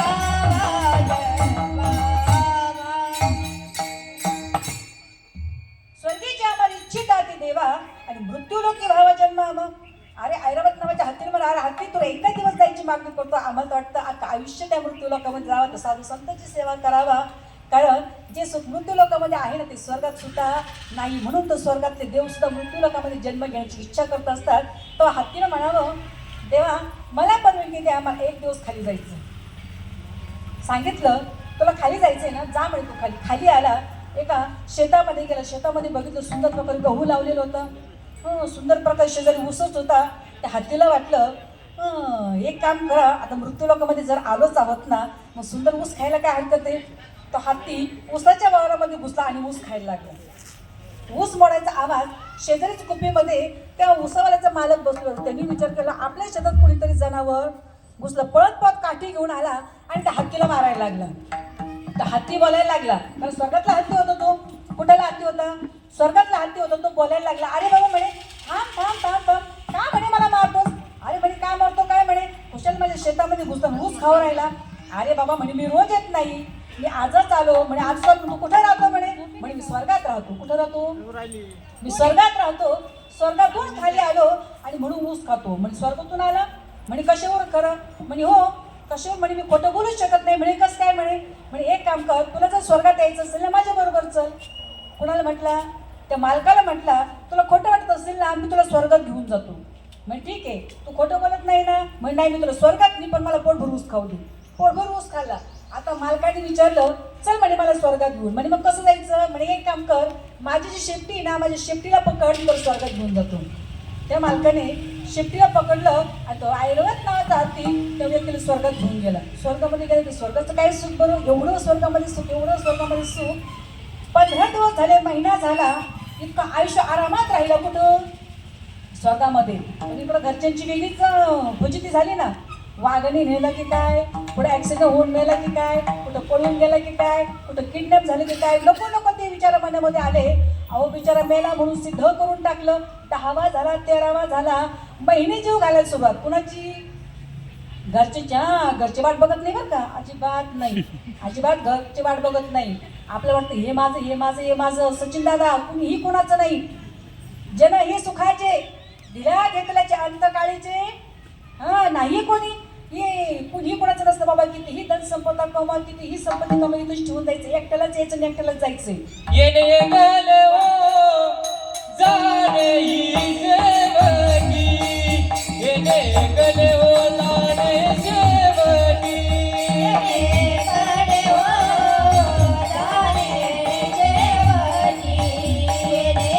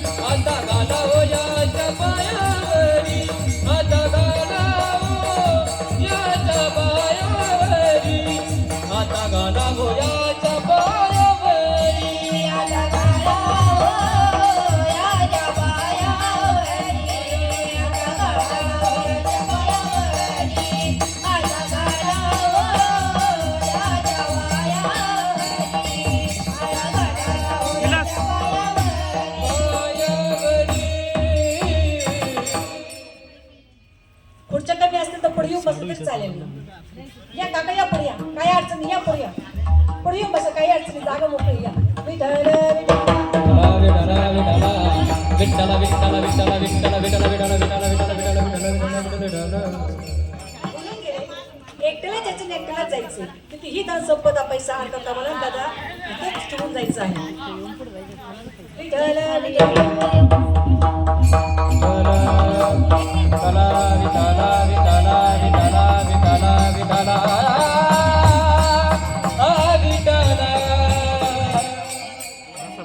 मुलांनी सुंदर प्रमाण दिलं.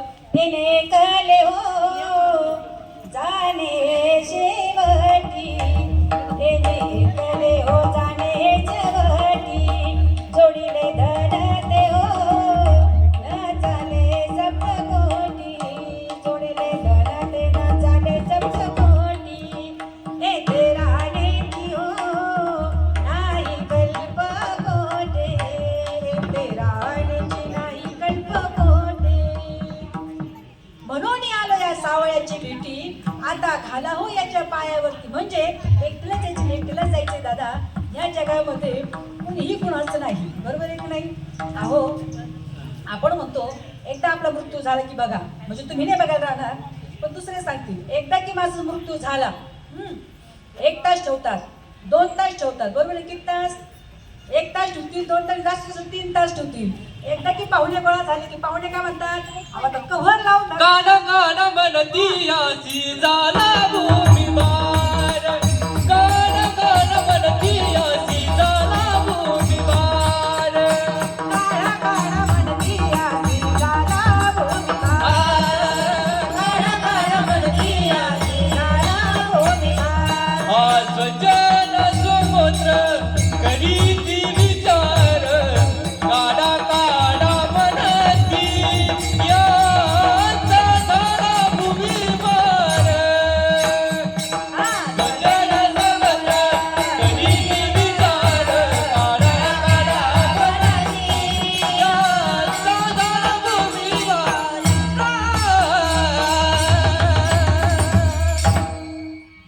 काढा काढा म्हणती यासी झाला भूमिभार.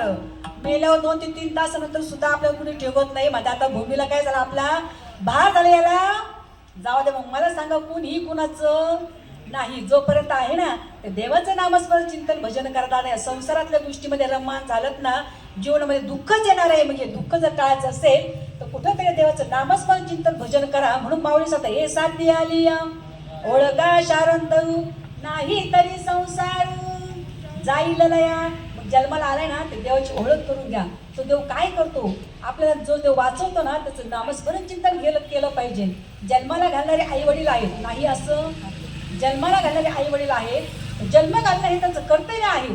पुढं जगवणं किंवा मारणं हे कोणाच्या हातामध्ये असतं, देवाच्या हातामध्ये असतं. म्हणून मुलांनी प्रमाण दिलं. चाले हे शरीर कोणाचे असते आणि कोण बोलविते हरिविना. आपल्याला चालवणार परमात्मा आहे दादा.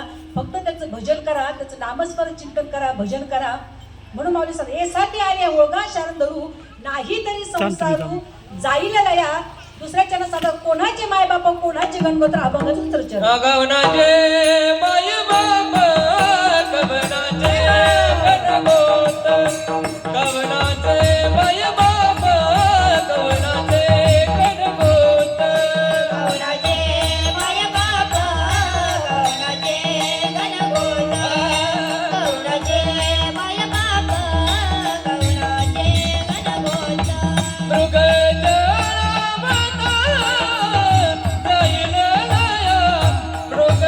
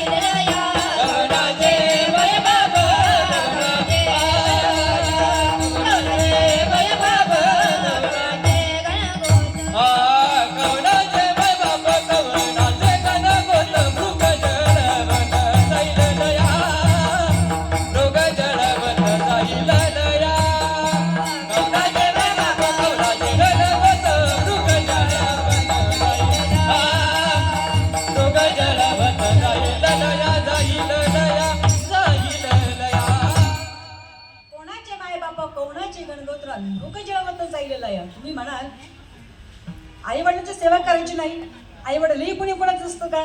एक सांगून जाईल, जीवन जगत असताना कुणी कोणाचं नसतं.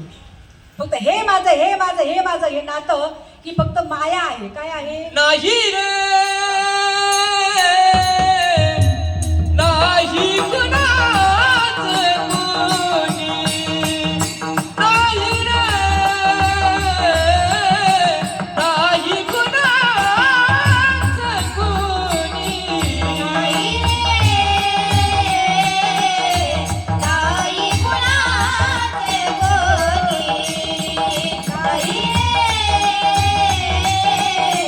नाही कुणाचे कोणी. ओ बहीण कुणाची, भाऊ कुणाचं, कोण कुणाचं जग सोय रे. बहीण कुणाची, भाऊ कुणाचा, कोण कुणाचे सगळे ओ सोयरे. मेल्या पाणी सर्व राहिले, तुटतील दोघे दोरे. नाही रे नाही कुणाचं कोणी, नाही रे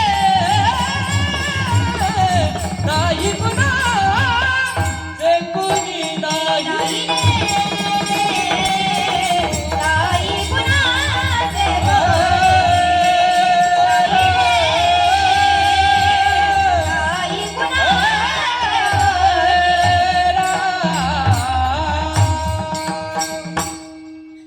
नाही रे नाही कुणाचे कुणी. दादा एक सांगून जाईल, जीवन जगत असताना कुणीही कुणाचं नसतं. आपलं चांगलं व्हावं, आपलं हित व्हावं, आपल्याही पेक्षा मोठं कोणीतरी व्हावं ही अपेक्षा ठेवणार एक असतं, ते म्हणजे आई आणि वडील. एक सांगून जाईल दादा, बाप शिपाई असू द्या, बाप शिपाई असू द्या, आणि त्या बँकेचा जर मुलगा साहेब झाला ना, बाप शिपाई असू द्या आणि बँकेचा जर मुलगा साहेब झाला ना, तर वॉचमॅन म्हणून ड्युटी करणारा बाप सुद्धा जेव्हा मुलगा लाल दिव्याच्या गाडीत येतो ना, छाती ठोकपणे छाती पुढं काढून सुद्धा इतरांना आयुष्यभर सॅल्यूट केलं, इतरांना आयुष्यभर सॅल्यूट केलं. पण आज माझा मुलगा ऑफिसर म्हणून या कॅबिनमध्ये बसणार आहे, तर ही कोणतीही प्रकारची लाज न बाळगता निधड्या छाती समोर जाऊन सॅल्यूट करणार तो बाप असतो.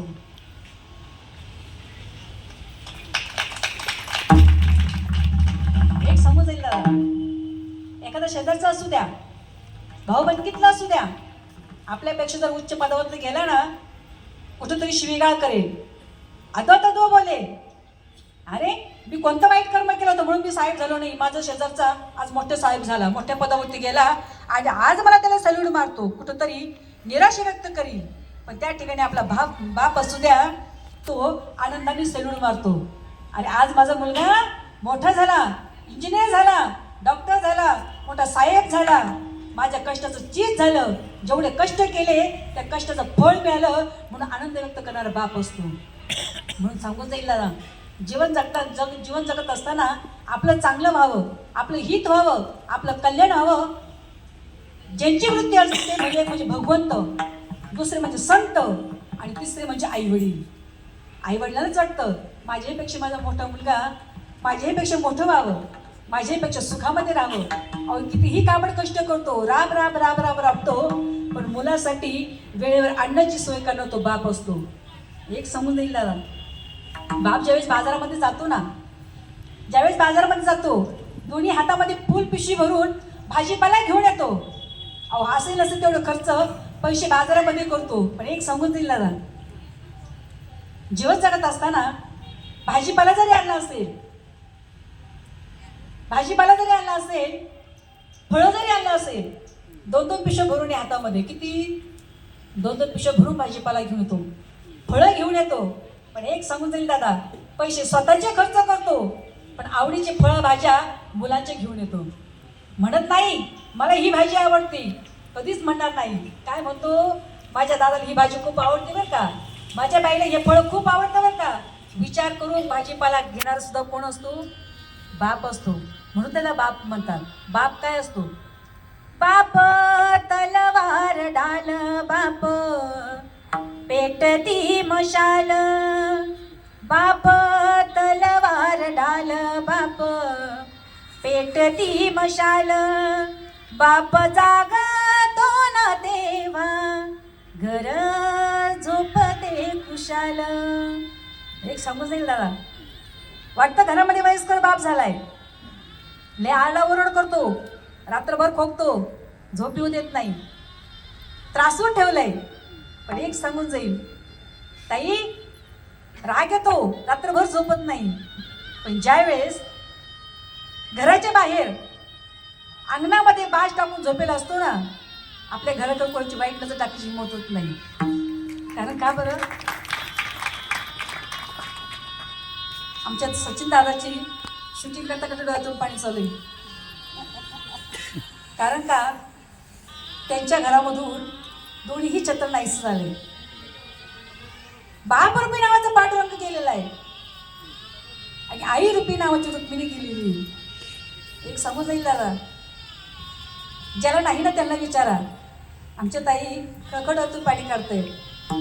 आपल्याला आहे ना, आपल्याला तिरस्कार वाटतो, राग येतो, कुठंतरी चिडचिड करतात आणि म्हातार रात्रभर झोपू देत नाही. याला घराच्या बाहेर ठेवा, याला घरामध्ये ठेवू नका.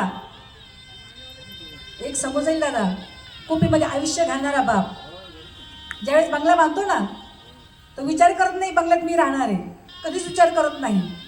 विचार करतो माझ्यानंतर माझा दादा सुखात राहिला पाहिजे. ज्या कोपीमध्ये पाऊस आला ना, इथं वाटी ठेव, तिथं ग्लास ठेव, इथं तांबे ठेव, अशी परिस्थिती मी काढली. पण माझ्या दादाने अशी परिस्थिती काढू नये म्हणून हाडाच्या काळ्या रक्ताचं पाणी करून बंगला बांधणार तो बाप असतो. आपण ज्या वेळेस बाप बंगला बांधतो ना, तो बाप मात्र पोर्चमध्ये बसलेला असतो. कुठं बसलेला असतो? पोर्चमध्ये बसलेला असतो. तरीही म्हणत नाही, तरीही रागत नाही, अरे एवढा मोठा बंगला बांधला आणि माझ्या मुलानं मला बंगला घेतला नाही, तरी सुद्धा मनामध्ये आनंदाने बघतो. अरे माझे नातवंड असतील, माझी सून असेल, माझा मुलगा असेल, आज आनंदामध्ये कुठं झोपतात, कुठं राहतात, त्या बंगल्यामध्ये राहतात. सुख मानणार तो बाप असतो. म्हणून बाप काय असतो, अहो कितीही मोठं संकट असू द्या, कितीही मोठं दुःख असू द्या,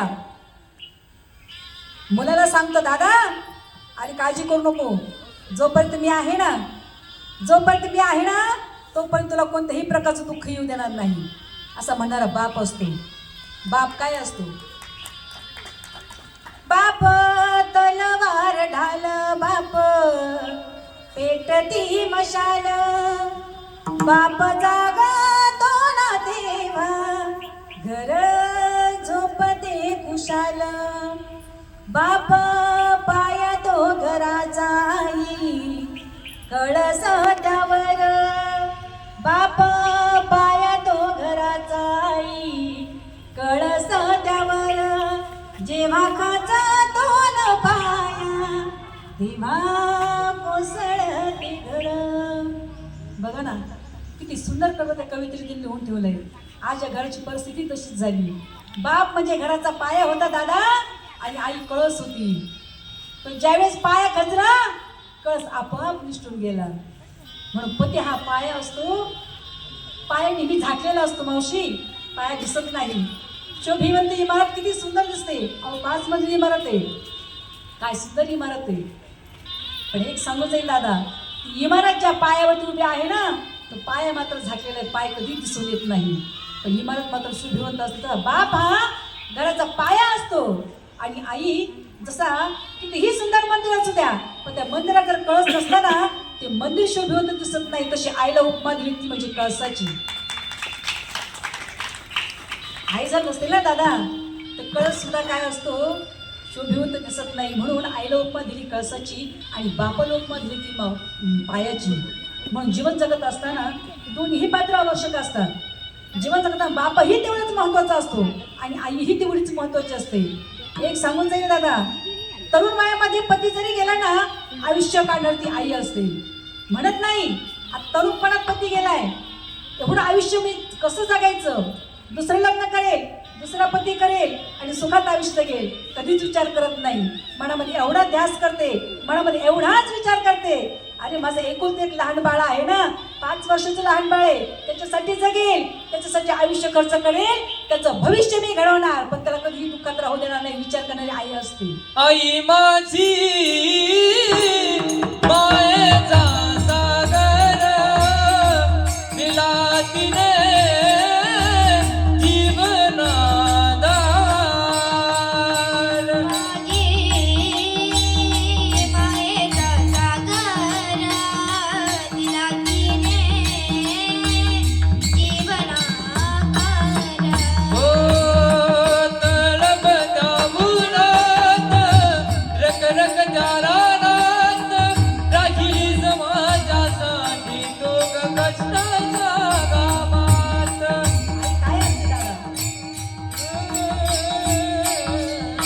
नेत्राचा दिवा हाताचा पाळणा करून सांभाळण्यात म्हणजे आई असते. एखादी मावळी जर कधी शेतामध्ये खुरपायला गेली ना, शेतात जर काम करत असेल, खुरपायला गेली असेल, तर तिचा दादा पायामध्ये काटा भरला ना, कधी पायाचा काटा काढायला थांबत नाही. विचार करते, अरे माझ्या बरोबरीच्या बाया आता पुढे जातील, मला रोज कमी मिळेल. रोज जर कमी भेटला मी घरी पैसे देऊ शकणार नाही, माझ्या मुलाचं संगोपन करू शकणार नाही, असा विचार करते. पण पायातला काटा काढत नाही, तिला आई म्हणतात. म्हणून त्या कवितेने सुंदर सांगितलं, कळप जाऊनात रक रक जानानात राहिलीस माझ्यासाठी तुग कष्टाच्या गावात. राहिली समाजासाठी तुग कष्टाच्या गावात. कधी मिळेल मुठभर घास, कधी घडेल तुला उपवास. ओल्या मातीतून चालताना तुडविले काट्याचे वास. आई माझी मायेचा सागर दिला तिने जीवनादान. आई माझी मायेचा सागर दिला तिने जीवनादान. हे शुक्राची चांदणी तुग चंद्राची पोर, शीतल तुझी छाया मनावी जीवनभर.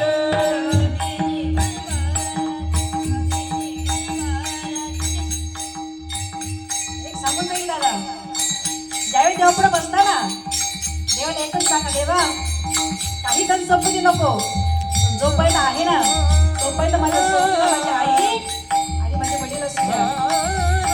सचिन दादाच्या सागर दादाच्या वडिलांनी हॉटेलमध्ये काम केलं असेल, अहो येणाऱ्या लोकांना हे जेवण वाढलं असेल, अहो त्यांची भांडी घासली असेल.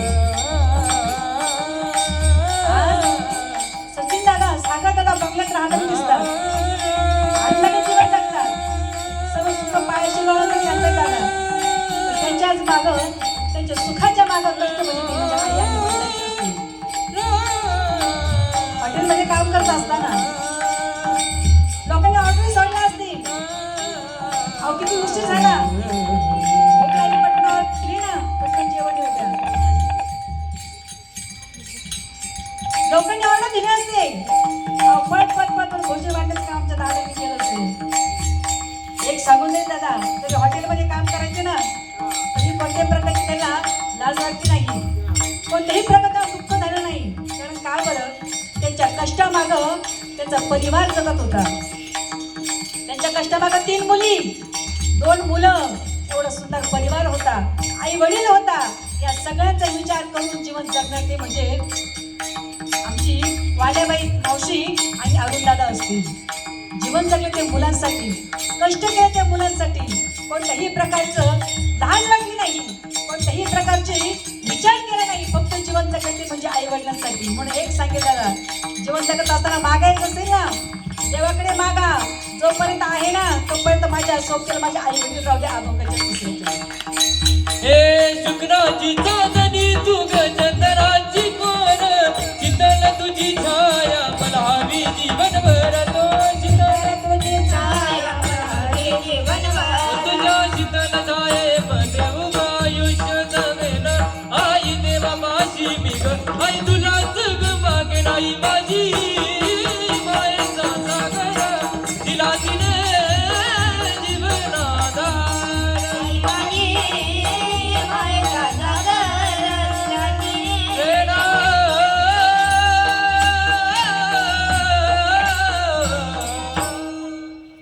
एक सांगू जाईल दादा, ती धन संपदा पैसा असू द्या, पण ज्याच्या दारामध्ये आई आणि वडील नाही ना, तो जगातला सर्वात गरीब माणूस सांगितलं. का बरं?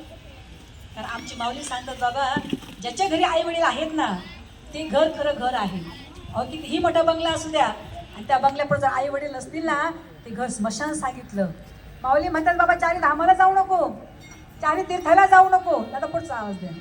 कुठंच जायची गरज नाही, उपवास तापास करायची गरज नाही, पंढरपूरला जायची गरज नाही, कुठंच जाऊ नको. कारण का बरं, सारे तीर्थ तुझ्या घरामध्ये आहे. कुठं? आपल्या घरात आहे. माऊली म्हणतात, सकळ तीर्थाचे दुरे जे का माता पितरे तयाचे विसिकीर शरीरे लोणकीचे. दादा कुठंच जाऊ नको रे. अरे 25,000 ट्रिपला घालतो, 40,000 ट्रिपला घालतो, 4 धामाला जातो, गंगेचं स्नान करतो, काशीला जातो आणि घरची काशी जर पाणी मागितली तर लातानी उडून देतो. मला सांगा काय ते काशीचं पुण्य मिळणारी मिळेल का हो? अहो कुठंच जायची गरज नाही. घरामध्ये आईचं दर्शन घ्या, त्यांचे पाय धुवा आणि त्यांचं पाणी काशीचं तीर्थ म्हणून प्राशन करा. अहो पंढरपूरचं विठ्ठल सुद्धा दर्शन दिल्याशिवाय राहणार नाही. आपण म्हणतो असा कसा रे तो धीट आणि मागे फिरकवली वीट. कुणाला म्हणतो पुंडलिकाला म्हणतो धीट झाला. अरे देवासाठी मागे वीट फिरकवली अजिबात नाही दादा. तो धीट कशामुळे झाला का तरी भक्ती तेवढी आई वडिलांची केली होती. 1 नाही 2 नाही 28 युगे त्या विटेवरती उभं केलं होतं. कुणाला? त्या विठ्ठलाला उभं केलं होती. ताकद होती म्हणजे आई वडिलांच्या भक्तीमध्ये. म्हणून सांगू नये दादा जीवन जगत असताना किती कमावलं किती संग नेलं हे कुणीच बघत नाही. आज एवढा जनसमुदाय इथं आला का बरं? कारण दोन्ही काका काकूंचं दोघांचाही स्वभाव चांगला होता, प्रेमळ होता, सर्वांना सांभाळून घेणारे होते. कधीही श्रीमंतीचा अट्टहास नाही, कधी श्रीमंतीची घमेंडी नाही.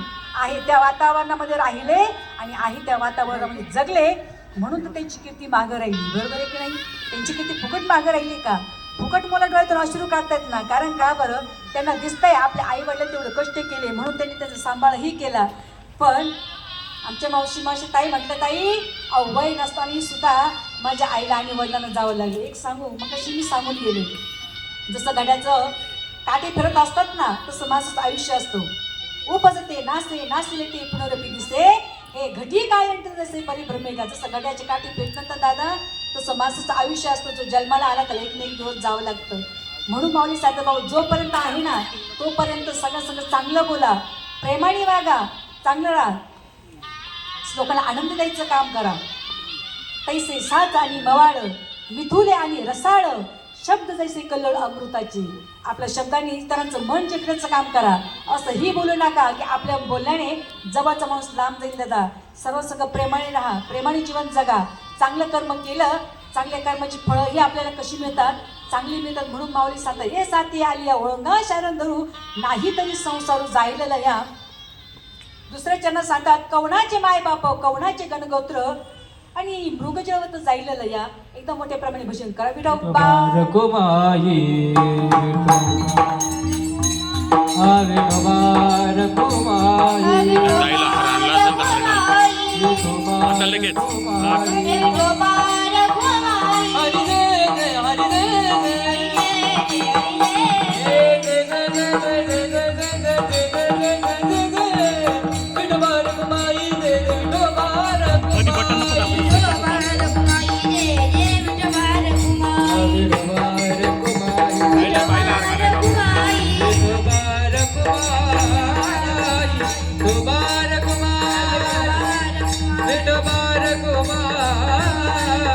विठोबा रकुमाई विठोबा रकुमाई हे विठोबा रकुमाई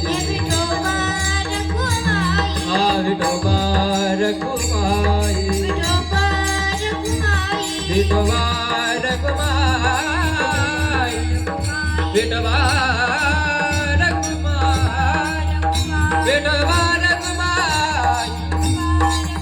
विठोबा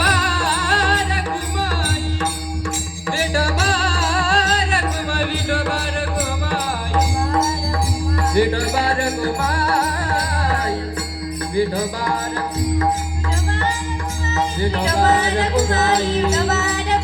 विठोबा विठोबा रकुमाई विठोबा रकुमाई विठोबा रकुमाई जय विठोबा रकुमाई विठोबा रकुमाई विठोबा रकुमाई.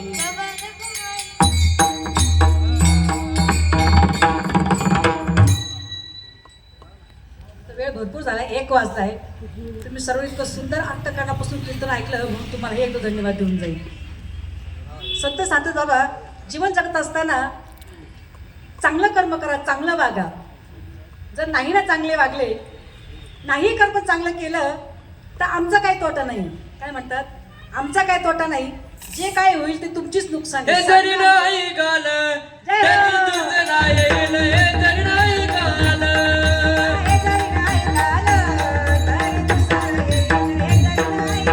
ओ सरत शेवटी बा काळ बदलले येईल. सरत शेवटी बा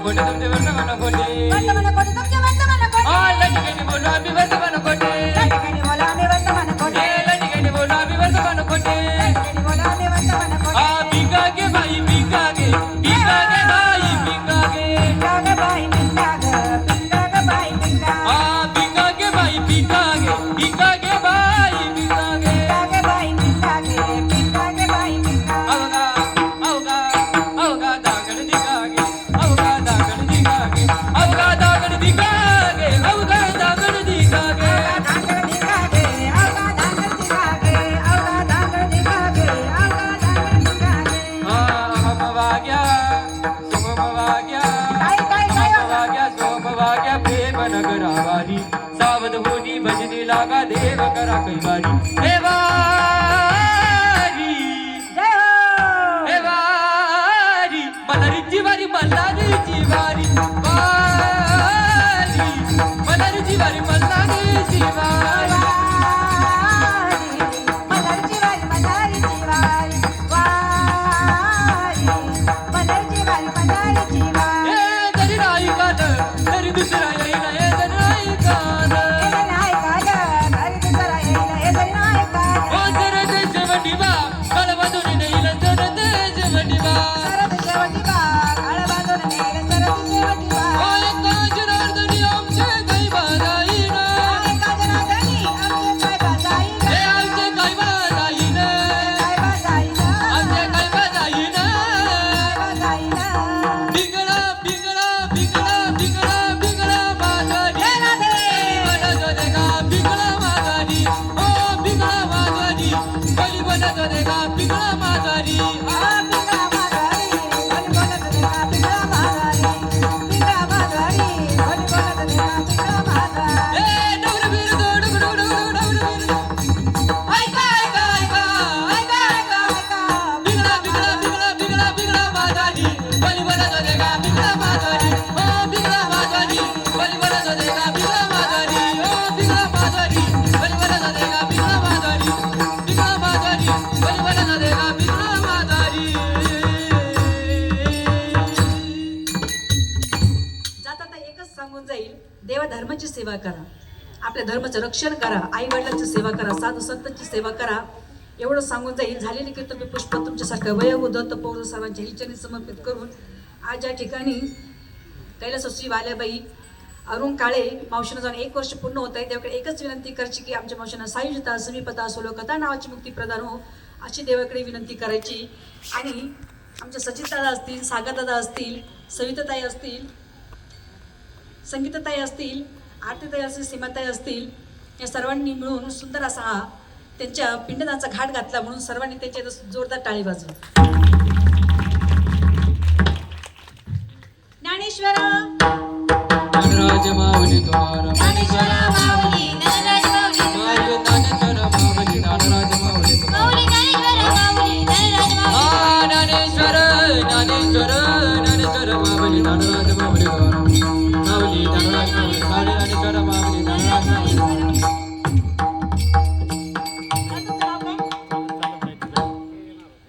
एकदा सुनील दास जोरदार टाळी वाजवा सुंदर अशी त्यांनी 2 तास विना घेऊन थांबले लक्ष ठेव खाली 2 तास विना घेऊन उभे राहिले म्हणून त्यांना इथं धन्यवाद देते विठ्ठल जय जय विठ्ठल जय विठ्ठल जय जय जय विठ्ठल जय जय जय विठ्ठल जय हा बोलिलेले करो मेरे बापुरे राजमा महाराज तुम्ही हा नाही उच्चारला अधिकार में आपला राजमा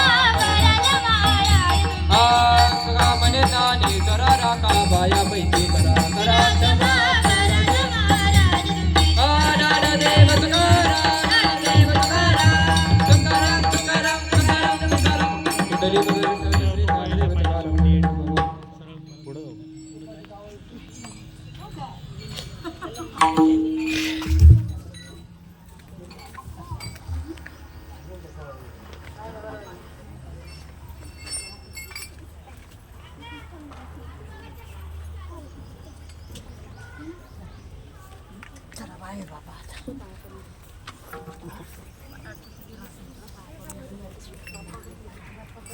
करायचं कुणी बोलणार आहे का? श्रद्धांजली पटकन बोलायचं आहे का? करू का आपण? या या. बंद करू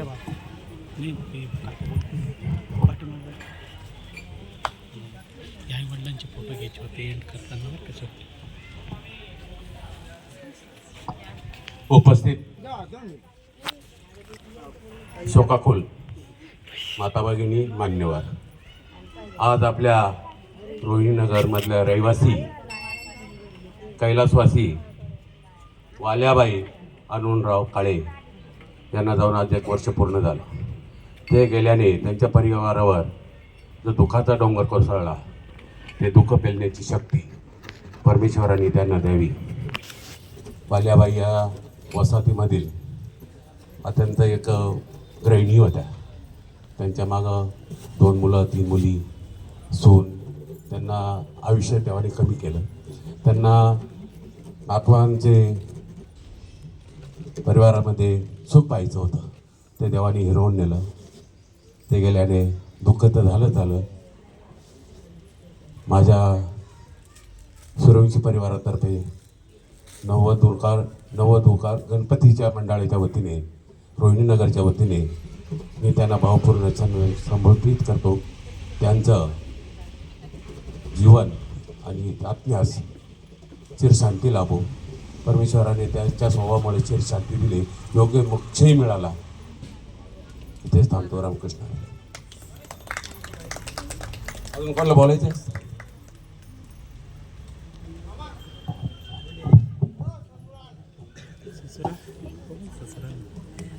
डेंजर आहे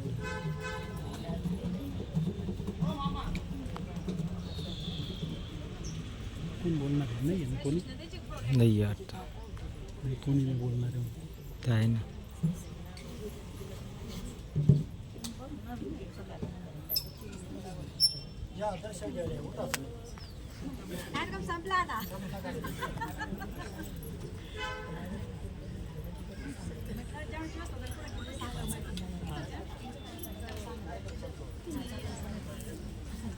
कार्यक्रम संपला आहे. जेवणाची व्यवस्था शेजारच्या हॉलमध्ये केलेली आहे. सर्वांनी जेवण केल्याशिवाय जाऊ नये.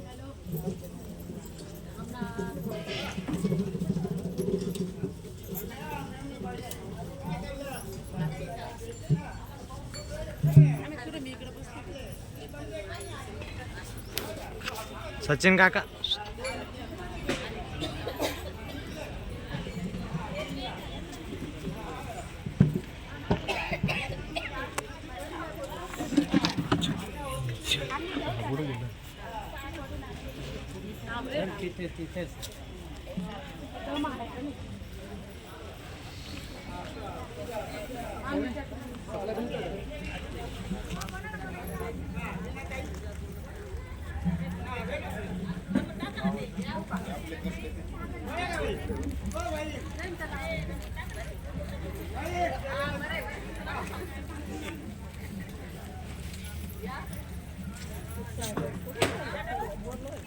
काय आलं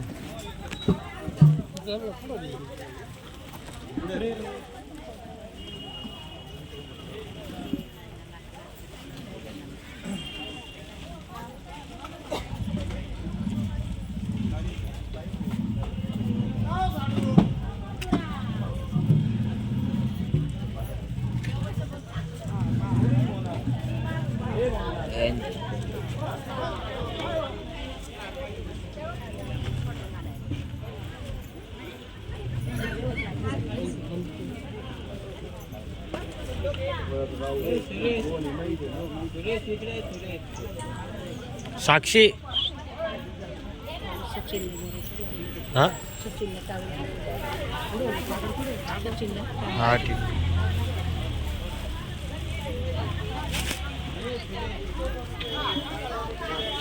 ते टावेल आणि ते घे सचिन काकाच्या हातात.